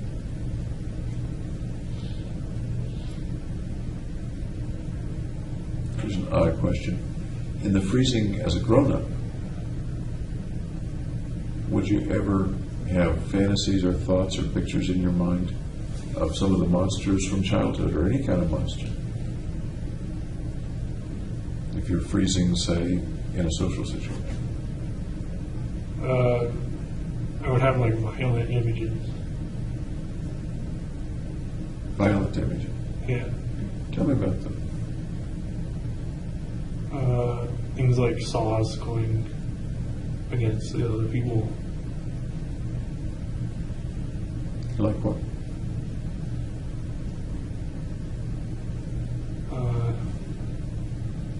What do you mean? You said violent images and thoughts going against the other people. And I don't know what you mean by it. Like a saw, like sawing them, or like them getting their heads cut off or something. Okay. Sawing them or getting their heads cut off. Tell me more about those images in your mind when you're frozen. They just pop up randomly. Would they pop up randomly, say, when you're older in the grad school? Or is it much younger? Since like high school on. Let's take that fantasy to some end, some maybe ridiculous end. A saw pops up. What happens then in the fantasy? It just like chops off a limb. What kind of saw? Who's holding the saw? What happens next? It's just kind of like a floating saw. And then once it happens, then it's like, then there's no more, it's done. It's done. Is the saw dangerous to you or dangerous to the other person? The other person. So the saw's your friend, your ally. Does that make I sense? wouldn't put it like that, no. You wouldn't put it like that. Okay, thank you for correcting that. Because my thoughts don't have to be your thoughts. Okay. The saw just kind of appears and something happens to the other person. Yeah. And then it ends. And what happens next? Then I'm either still frozen or have come up with a response or something.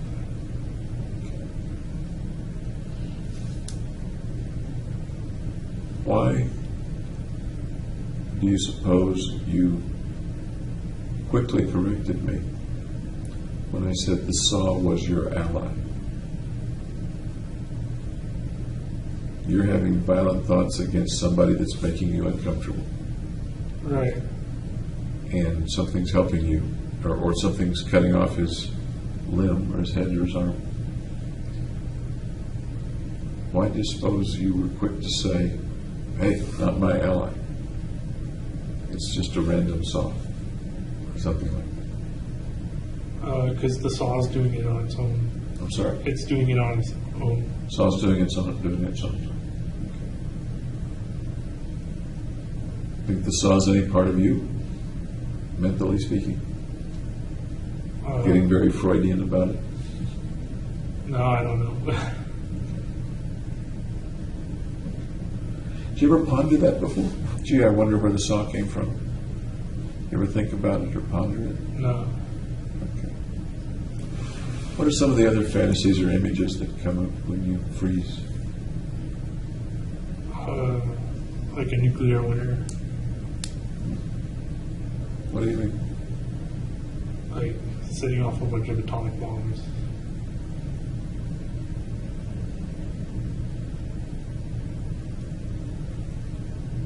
This seems to come up in a matter of seconds when you're kind of at an impasse on the spot, neither fleeing nor wanting to fight. Does that make sense? Right. What do you make of that? What do you make of that nuclear winter picture coming into your mind? It's unrealistic. It's going to happen already. What do you make of it coming into your mind? I don't know why it's popping up. Can you speculate on it?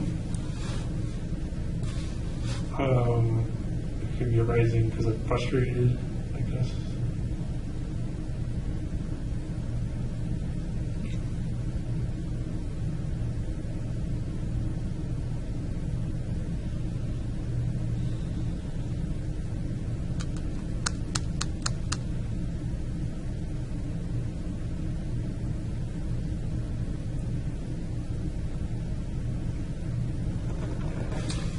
You mentioned the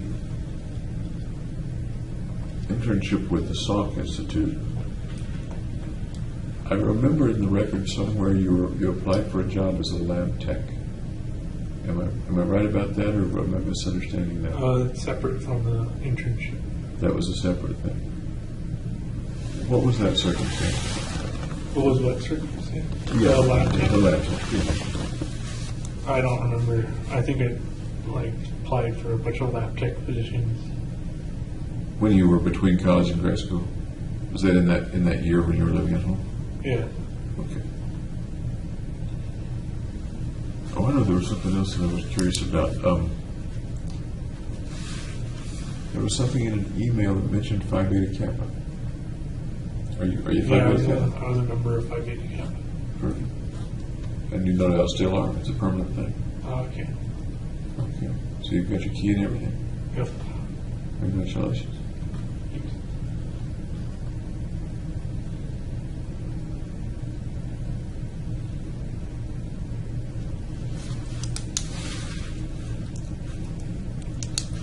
We talked a little about religion. The other thing psychiatrists always ask about is sex. You were fairly old for your first serious girlfriend. That was Gargi. Yeah. Right. You dated, but were more on friendly dates with girls before that, it sounds like. Correct. Okay. Was Gargi your first sexual experience? Yes. Okay. Other than masturbating, I suppose. Right. Okay. How was that for you? Was it successful, unsuccessful with Gargi?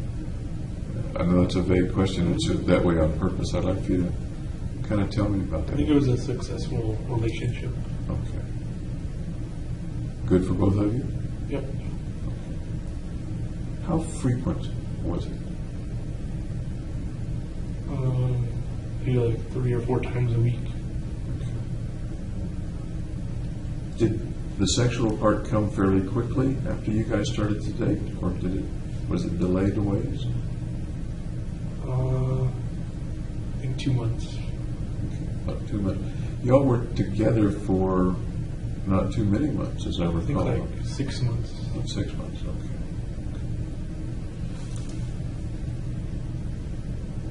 I take it she never became pregnant.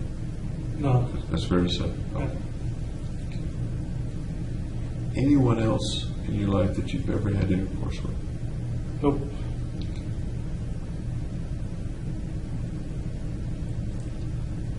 We get a little more personal. Everybody masturbates. Can you tell me something about the fantasies or the things that turn you on to masturbate? Just good looking, yeah, big boobs.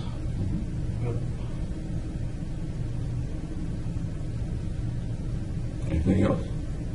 That's about it. That's about it. That sounds like pretty standard fare. Oh,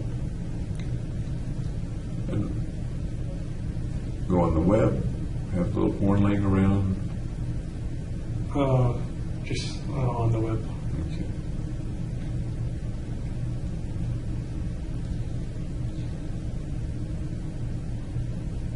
There are other places to see boobs and stuff. For example, peeking in windows and things like that. Do you ever do any window peeking? No, never.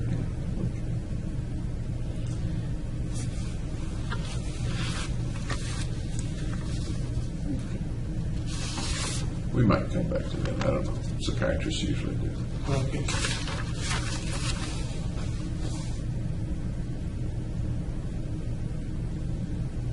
At times, according to the record, different people have viewed you in lots of different ways. First time I've ever talked with you, so I'm asking a lot about how you view yourself. But may I read you 10 or 15 things that I've seen in the record as ways that people see you? Kind of see what your reaction to those is.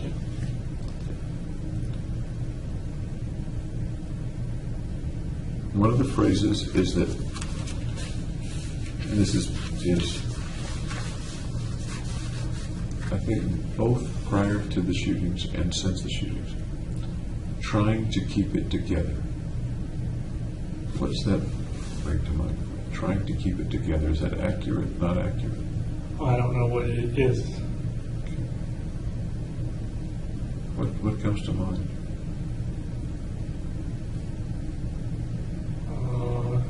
Just trying to keep my life in order, I guess. Okay.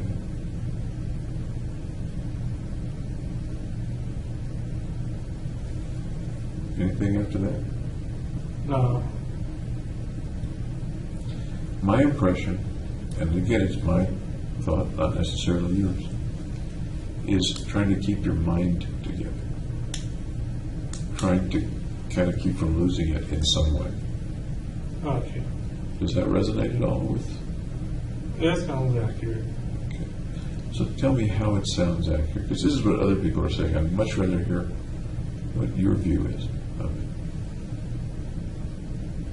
Well, I became more disorganized, and I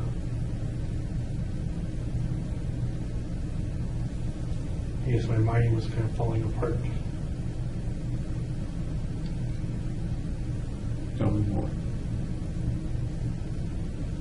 I don't know what else there is to say. Sounds like there's a lot more to say. You're becoming more disorganized, and you felt like your mind was falling apart. Those were your words just now.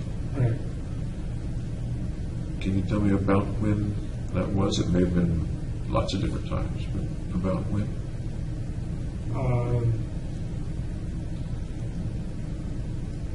Like after Christmas, when I came back to graduate school. So that would be early 2012. Yeah.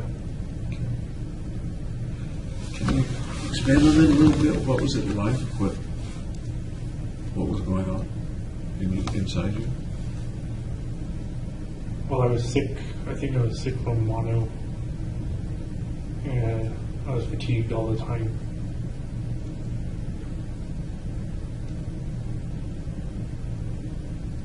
I do remember you had mono then, and they diagnosed you in California, right? Yeah. How long did that mono episode last? Like 2 months, I think.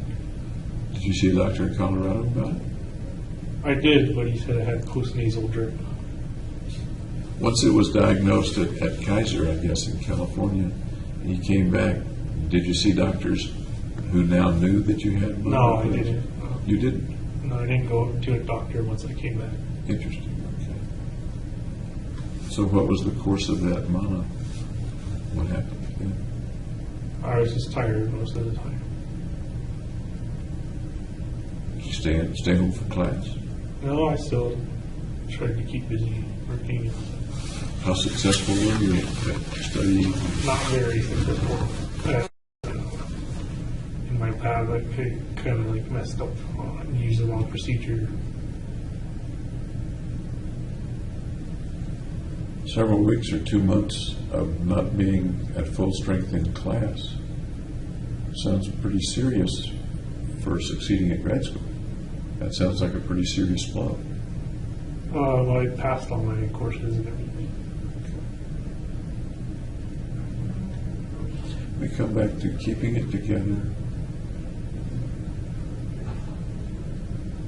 keeping your mind from falling apart, if I'm remembering the words right. What else about that?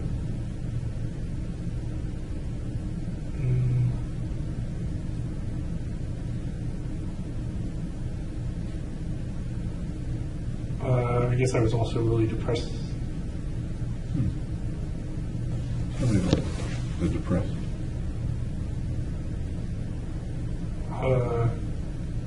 Because I broke up with my girlfriend. That was a little later. Was that in March? Am I remembering that right? When did you break up with Carly? I don't remember the exact month.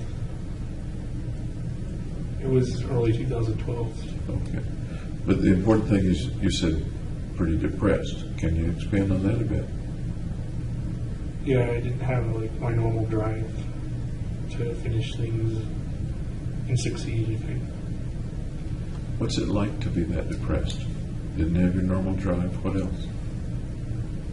Kind of stuck in a rut. What do you mean? It was hard to get up and do things.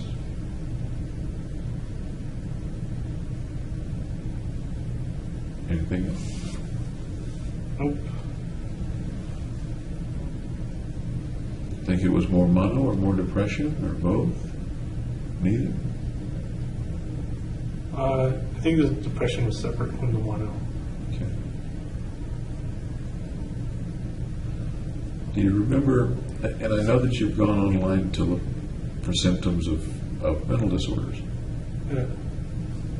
What symptoms did you find of depression at that time? Or at that time, were you not going online looking? I don't remember if I looked at it at that time. How were you sleeping, for example? A lot of sleeping. A lot of sleep. I would like go back and sleep in the middle of the day for like lunch break. How about appetite? Were you eating okay? Yeah, I'd say the same. Losing weight? No, I'd say the same.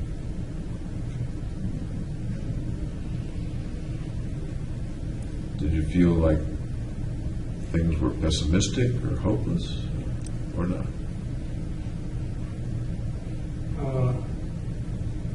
I generally have a pessimistic view. That's your general view, or that was while you were depressed? That's all the time. All the time.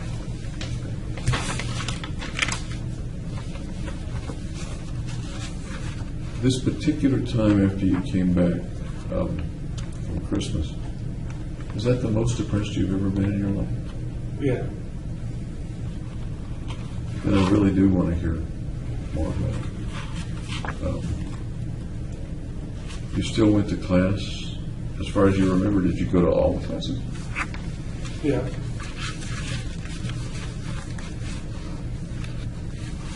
When you weren't in class, and you mentioned you slept a lot, at that time, were you still seeing Gargi, or do you think you'd broken up by that time? The depression was after, I think. Okay.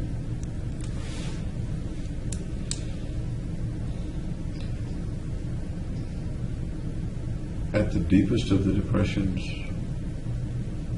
did you think about hurting yourself or killing yourself? No. Any other time in the depression did you think about hurting yourself or killing yourself? No. How about hurting or killing other people? Yeah, I kind of transferred it into kind of homicidal. Why do you say transfer? Because like depression is normally suicidal, so I kind of transferred my suicidal thoughts into homicidal. Is that word transferred, is that something that came out of you or out of some reading or from somebody else? It's just my own view. Your own view, okay. Tell me about what you were thinking about hurting other people or killing other people. Oh, it's the same things as when I would freeze, kind of homicidal thoughts. Okay. Correct me if I'm wrong, but when you would freeze, there were particular people around who were the object of the saw or the Right. thoughts. Is that right? When It you was just more abstract than the other. okay. How was your concentration when you were so depressed? I don't know if my concentration changed. Really? You were able to pass. Were you passing as well as you did before and after? Yeah, I was taking less classes. I think. Fewer classes. How was your energy in other things? It was lacking. Can you give me an example? I just would like lie on the couch and not do anything. Do you play video games just as much or less? More, I think. More? Okay. Any change in the video games that you played when you were so depressed? No, not really.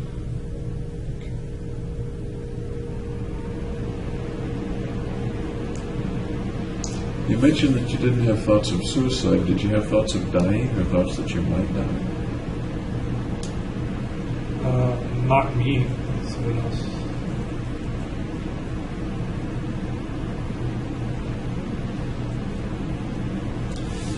Do you suppose you were feeling guilty about anything? No.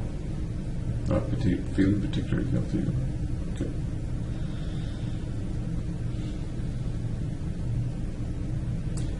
Within the depression, as far as you can remember,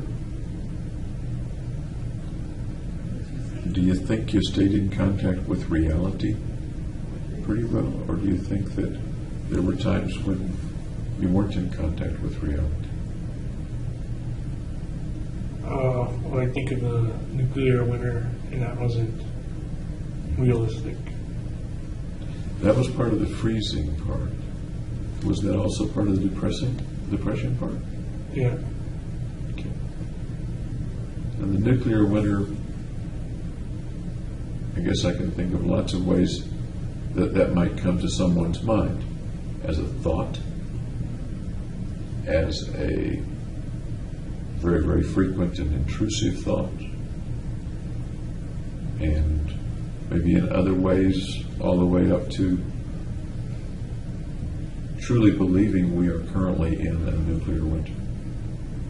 I didn't believe we were in it. It was just an intrusive thought. The intrusive that thought. kept coming. Say that again. That would kept coming. Okay, a thought that kept kind of intruding about. And what was the picture or the thought of nuclear winter? Can you paint that picture for me? Just a big atomic bomb cloud.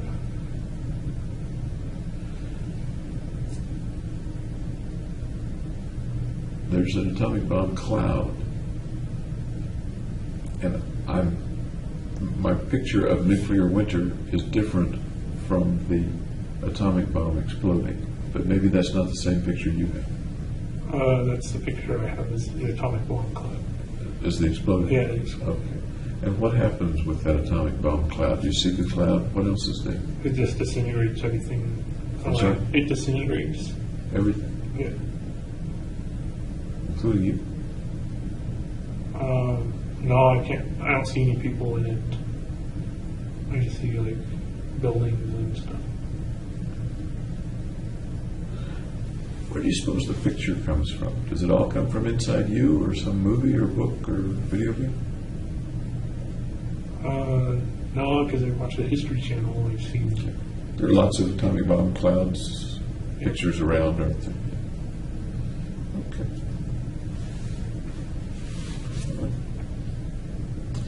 So, that was one of the characteristics. 14 more to go. Another one that was that you're a very interesting person. I don't know about that one. Sounds like flattery. You find that flattering? Yeah. Okay. How might you be an interesting person?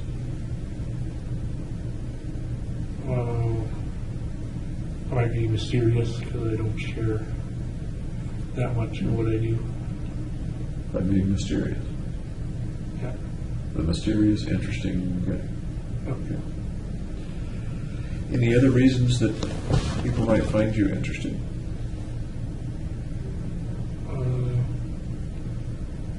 I can't think of one.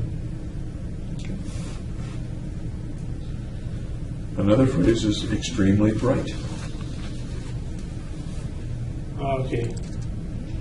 I don't know if I would say extremely, but Somebody did. somewhat bright at least. Somebody said extremely, and maybe more than one person. I don't have the number of people here. That, Okay. being honest, that's pretty accurate. Again, not maybe extremely, but I'd say the bright part was at least. Why would someone describe you then as extremely bright? Because I work hard and study and do that. Would they be mistaken? Nope. Would you have fooled them into thinking you were extremely bright? No, I try and be more modest than that. Would you say that a person with a 4.0 average in high school and even better a 3.9, whatever you said to the third decimal, in college, in a pretty tough college course, would you say that takes an extremely bright person? Just 1 second. I'm going to ask these people to be quiet. Will y'all keep it down?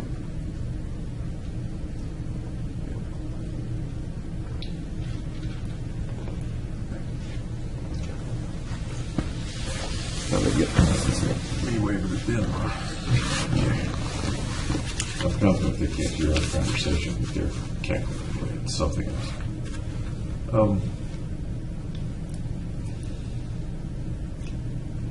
Another phrase that we've covered a little bit, I guess. Awkward around other people, having difficulty in social situations. Yeah, I'd say that's accurate. Okay, we've talked about that a bit so far. And I remember this one. More than one person said, pretty much similar to other research grad students. Nope. Big part? I didn't stand out. Like, I was pretty much going with the flow. In what ways do you think someone, for example, someone at the grad school might say, yeah? And what I'm talking about is detectives who would go and interview your professors and colleagues and stuff. And they would say, in general, he was pretty much similar to other research grad students. In what way, what does that mean to you? Because I've never been a research grad student before. That I was studious and hardworking. Okay.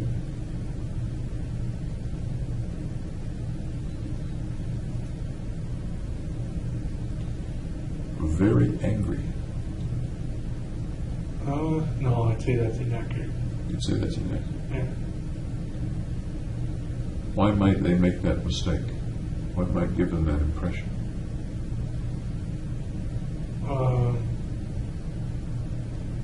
if they interpreted my awkwardness to anger, I guess would be one way. That seems a little odd to me. How would they interpret awkwardness as anger? What would lead to that?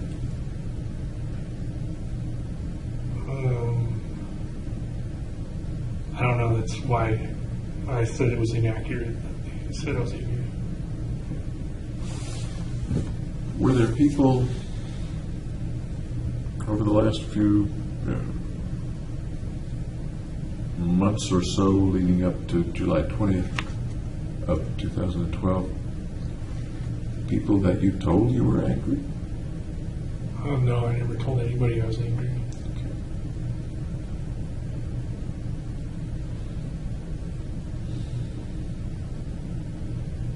I'm thinking of folks that you told, or who at least got the impression that in some ways you had a hatred of mankind, or were angry at mankind. I wrote hatred of mankind in the notebook. Okay. To you, does that translate to very angry, or is that different from very angry? To me, the hatred's kind of like hating broccoli or something. Not a fiery, angry, passionate hate. Okay. It's kind of an aversive hate. Okay. Like hating broccoli versus a fiery, passionate hate. Tell me about the hating broccoli kind of hate of mankind. Well, I just don't want to eat broccoli, so I kind of avoid it, be averse to it. Instead of being like angry at broccoli and like chopping it up or something. Reminds me of the Saturday Night Live skit about chopping broccoli, but you never. Oh, I never thought. Do you remember that? Okay. But how does that translate to a feeling about mankind? The hatred? I think it's just because I'm different. I felt hatred towards mankind. I'm not quite following you.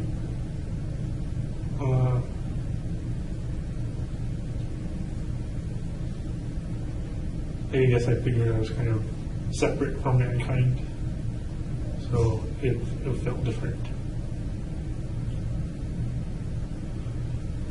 Can you get us from I feel separate from mankind to I hate mankind?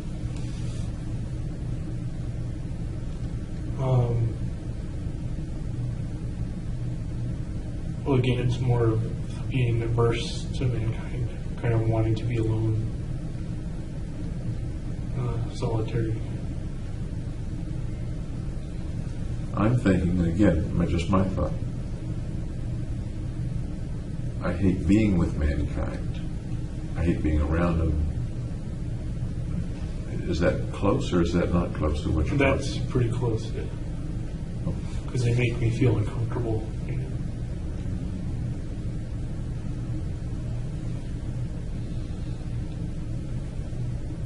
When I think of somebody making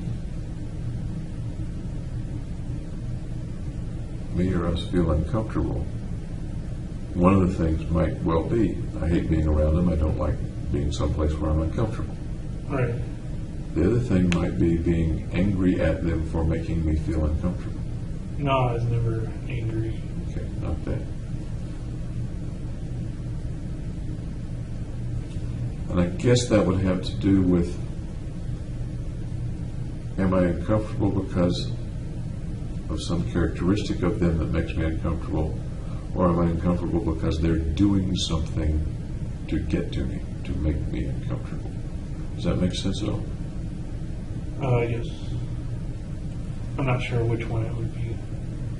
Okay. And again, I'm not trying to put words in your mouth.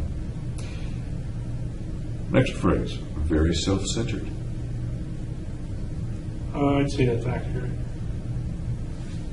Tell me more about that. What do you think of that? I kind of view the world through my own eyes as opposed to other people's.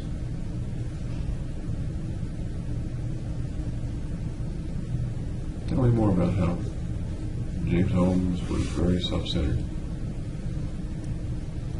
is very self-centered for that matter.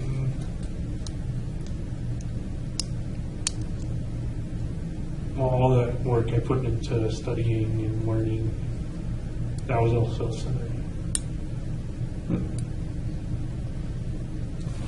In what way? Tell me more. Why is it self-centered to put work into studying? Because you're kind of gaining knowledge for yourself, improving yourself. What did you plan to do with the knowledge? Get a good paying job. Was there any other purpose in the knowledge? Why else did you want that knowledge? I wanted to see why I was different. You wanted to see why you were different. Yep. Talk more about that, would you?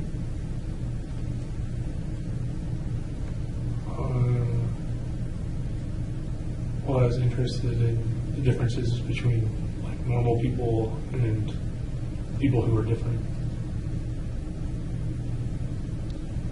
You had a little pause before you said people are different. Wanted to see differences between normal people and people who are Outside the norm, I guess. Can you be more specific as you apply it to yourself in college, high school?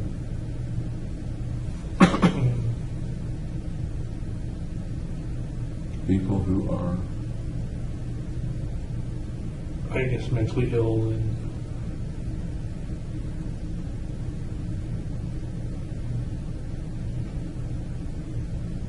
did you view yourself as mentally ill or think you might be mentally ill? sometimes. In what way? In the social awkwardness, in the intrusive thoughts. Social awkwardness we've talked quite a bit about so far. How about the intrusive thoughts? Which intrusive thoughts? The violent ones.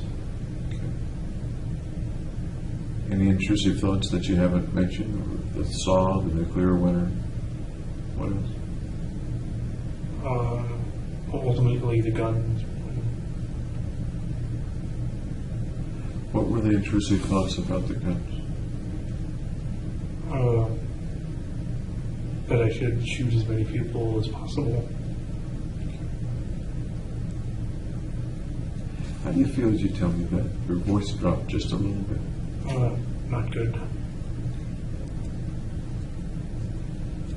Make you nervous to talk about it, or what's the yeah. what's the Makes me feeling? nervous. I appreciate you talking about it, Okay.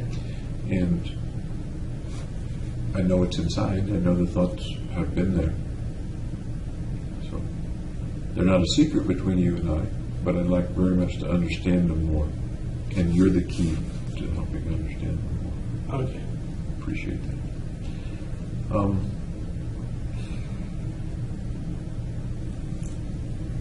How early in your life were you thinking that you were mentally ill?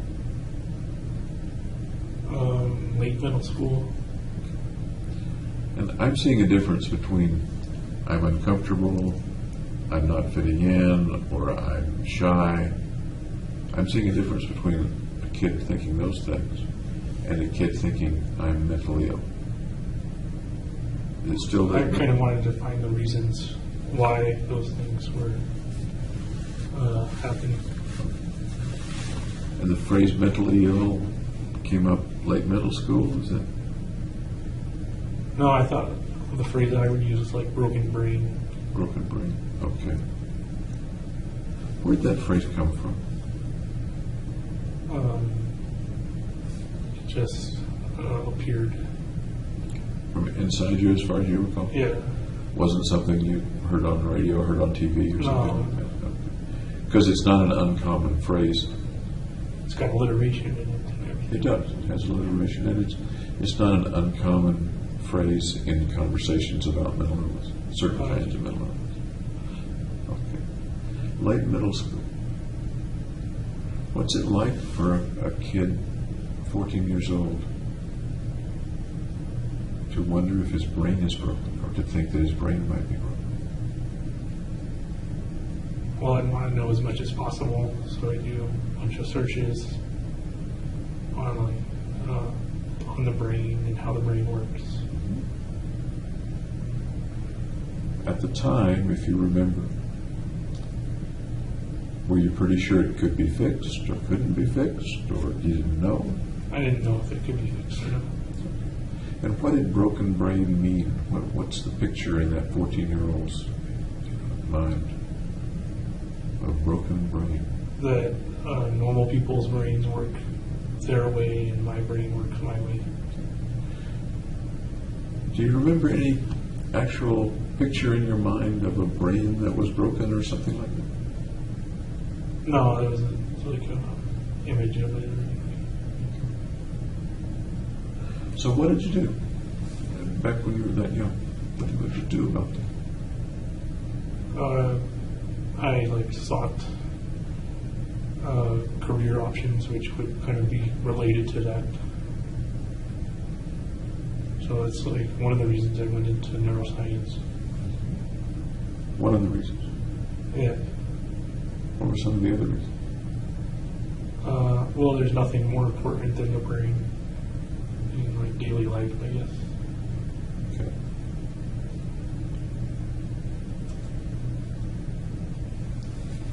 That brings up in my mind a very long-term fix. I'm 14. I'll make it my career and try to discover something that will help me. Yeah. That's years and years and years and years for a 14-year-old. Yeah, I think ahead. Was there any way to help you or to make you feel better when you were 14? No, I would do escapist stuff like video games. That helped? Yeah. How much did it help? Did it make it all go away? It made it go away for the time being. Were there other things that made it go away pretty well besides video games? Schoolwork, sports. Sports, schoolwork. Anything else? TV. Basically, any entertainment. Lots of kids, boys and girls, that age, think there's something wrong with them. It's an endemic condition of young teenagers that there's something terribly wrong.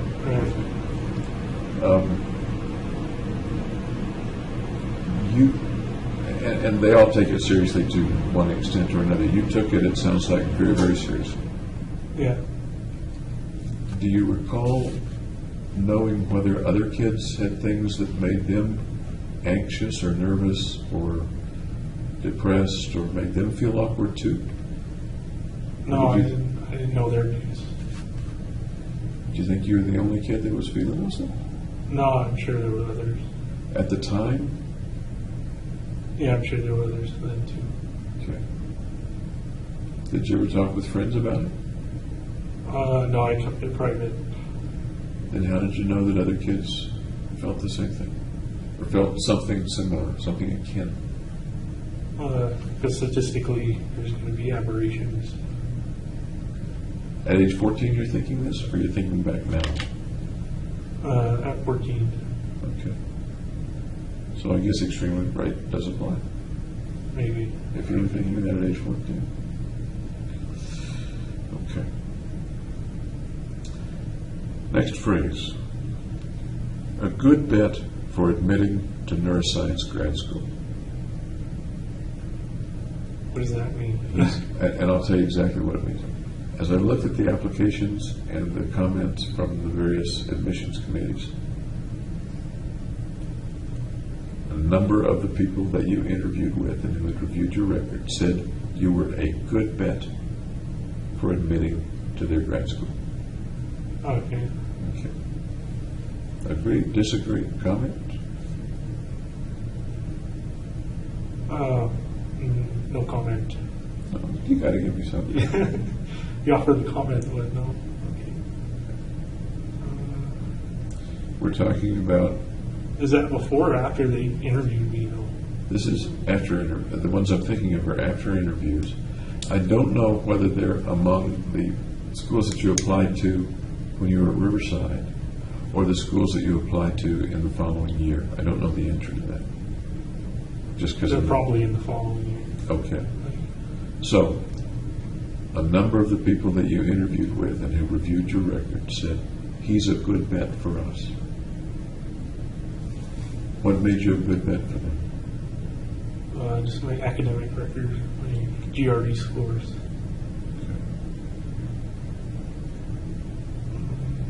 So was that an accurate statement that they were making, an accurate assessment Yeah, I'd say so. of you at the time? Next one. A bad bet for admitting to graduate school. That's probably because of my social awkwardness and stuff. What makes you say that? What goes into that statement? Well, that I didn't present myself well during the interviews. Okay. So you're implying it didn't have to do with your academic record? Right, that was pretty good. I had a good academic record. What in the interviews, and I don't mean to be redundant here, but how did those interviews go that might have made someone say, nope, he's not for us? Just if I never said anything. I was kind of too brief with my answers. Do you remember freezing in those situations? Do you think you froze? Yeah, I think so. Any particular kind of person or topic or question that might have been more likely to make you freeze than others? Just when it was open-ended, when there wasn't a specific topic, Okay. issues from, I just kind of like didn't know what to say.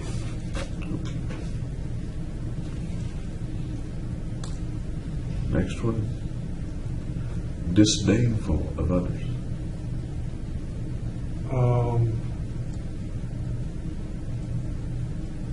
I would say like in my mind, but not outwardly. So in your mind, tell me about disdain for others. Well, that kind of goes back to the hatred of mankind. Okay. A little more, please.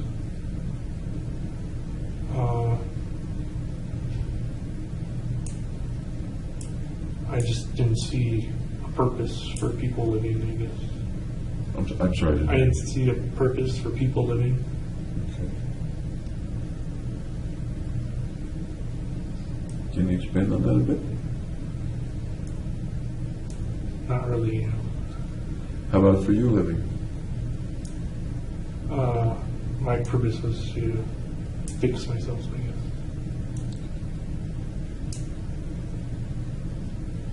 Didn't see a purpose for people living. What purpose might you have seen if it had been there? What purpose might you have been looking for that you didn't find? Raising a family, you know, living a cookie cutter life kind of thing, I guess.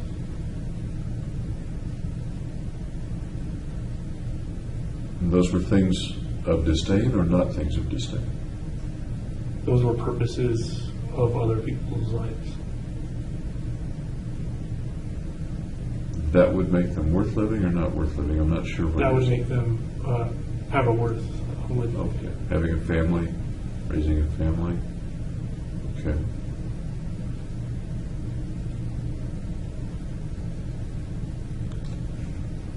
The disdainfulness, you said inside but not And I expressed. wasn't outwardly aggressive toward anybody or anything like that. Aggressive is a little different from disdainful. Why did you say aggressive, not outwardly aggressive? Because I'm more passive than aggressive. Okay.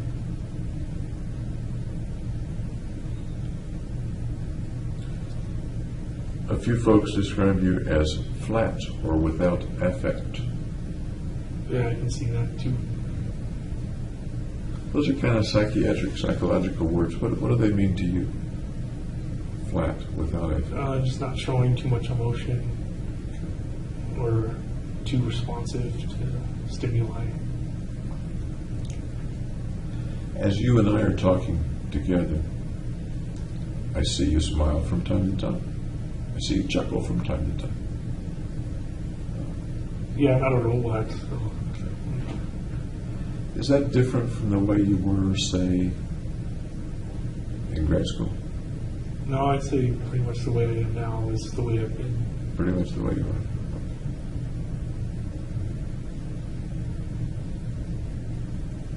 Avoiding tough personal questions or personal answers.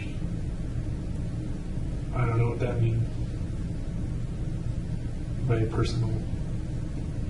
I can't. I'm asking you a lot of personal questions, some very personal questions. Do you see yourself kind of avoiding those? Or avoiding the answers to them? No, I try and respond to them, figure them out. Why'd you say believe it or not? What? Did you say believe it or No, not? I Or did don't I know. misunderstand you? I might have misunderstood you.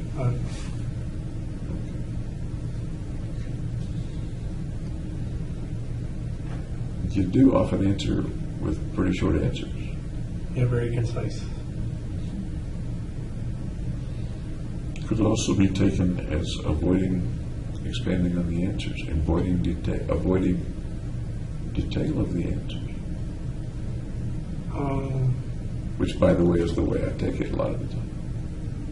I don't know if that's just a speech pattern thing or if I start freezing up. I get the impression there's stuff going on in there, and sometimes it's hard for you to bring it out. Your phrase, freezing, that's a pretty illustrative phrase. That seems a pretty descriptive phrase. Is there more going on in there than is able to come out sometimes? Sometimes. Yeah. As you and I are talking, does that get in the way a lot? I would say so. That's why I'm brief. Okay. Maybe we can make that better as we get to know each other a little better over the next few days. Okay. Last one. Paranoid.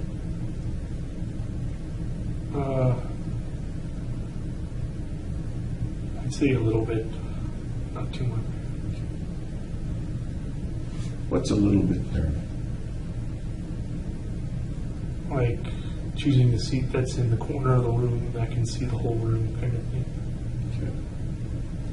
And I'm talking now actually about time when you were in grad school, up to the shooting in high school, maybe not since the arrest. Okay. I haven't been that paranoid before. I'm not sure you haven't been what? I haven't been that paranoid before the shooting. Okay. So the paranoid that you're talking about just now applies to since your arrest? Yeah. Does it apply to the shooting itself? Being paranoid? Well, maybe a little. How about before the shooting? Does it apply at all? Not like severe or paranoid or I'm sorry? not severe. And there may be a degree that we might disagree on. I guess the interesting thing about paranoia and things like that is the person who may have it may not realize that he or she has it or is exhibiting it. Let me give an example.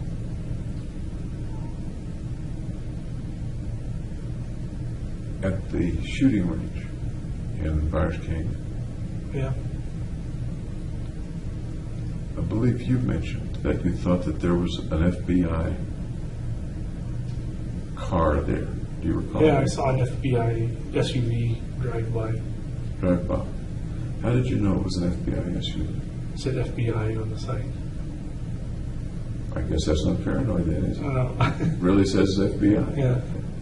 All right. As you were going into the theater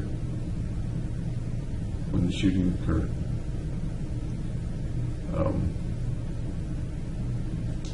I believe you said at some point that you thought the FBI was watching you and might stop you. Do you recall that? I said on the drive over, I thought the FBI would stop so I wouldn't have to do it, stop me. Okay. Did you think they had you under surveillance? Yeah. Okay. What led you to think that? Just that I was going to commit a crime.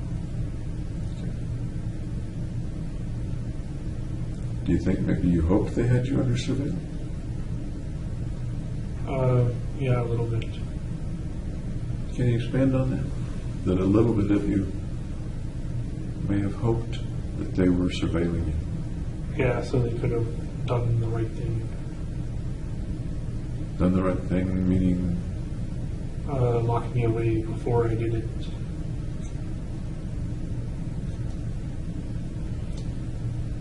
and we will get into this in a little more detail tomorrow or the next day, but when you were visiting with Dr. Fenton,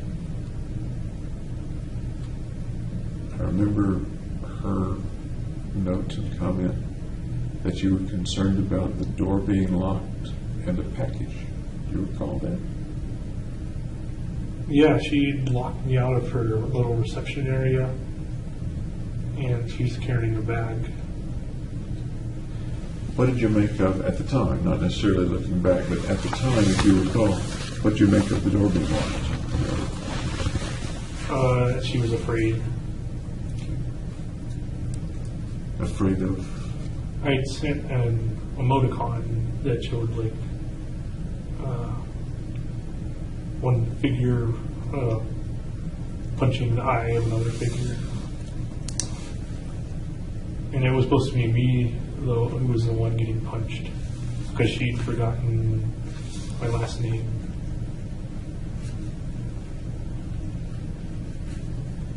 So when I went to the pharmacy to get my, yep, That's when she wrote the wrong name on the prescription. yeah, Yeah. Was it the next visit that the door was locked? yeah, it was the next visit after I'd sent the, Okay. And had you sent her the emoticon? When did you send her the emoticon in that context, if you remember? it was in the title. I'm sorry? It was the title of an email. So was the order of events, she wrote the prescription in the wrong name. Yeah, You found out when you got to the pharmacist. It was corrected. You sent her the email with the Showing- emoticon. yeah, with the emoticon title and the wrong name prescription attachment. Okay. And then the next visit, She locked me out of the door was locked. Okay. And your view of the reason for the door being locked was She thought I was going to punch her or something. she thought you were going to punch her. And when you say frightened,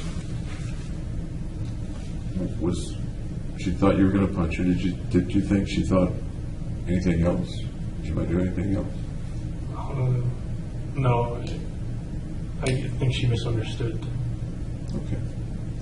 Did she explain anything about the locked door at the time? No, I didn't ask her either. Looking back, do you still think that's the reason that the door was locked, or do you think there was some other reason the door was locked? Well, that was the only time the door was locked. So. Okay. What about the bag, or the package, or whatever it was? I wasn't there, I didn't see it. That was the only time she carried a bag and put it behind her seat. So I thought it might be like a taser or something. Do you know what it turned out to be? Did you ask her about it, or no? No, I mentioned the bag, right? And then she didn't say anything about it. She didn't show you what was in the bag, or No. You think there might have been a taser in the back, looking back on it? Might have been, yeah. Did you think more surely, or more nearly surely, that there was perhaps a taser or a weapon in the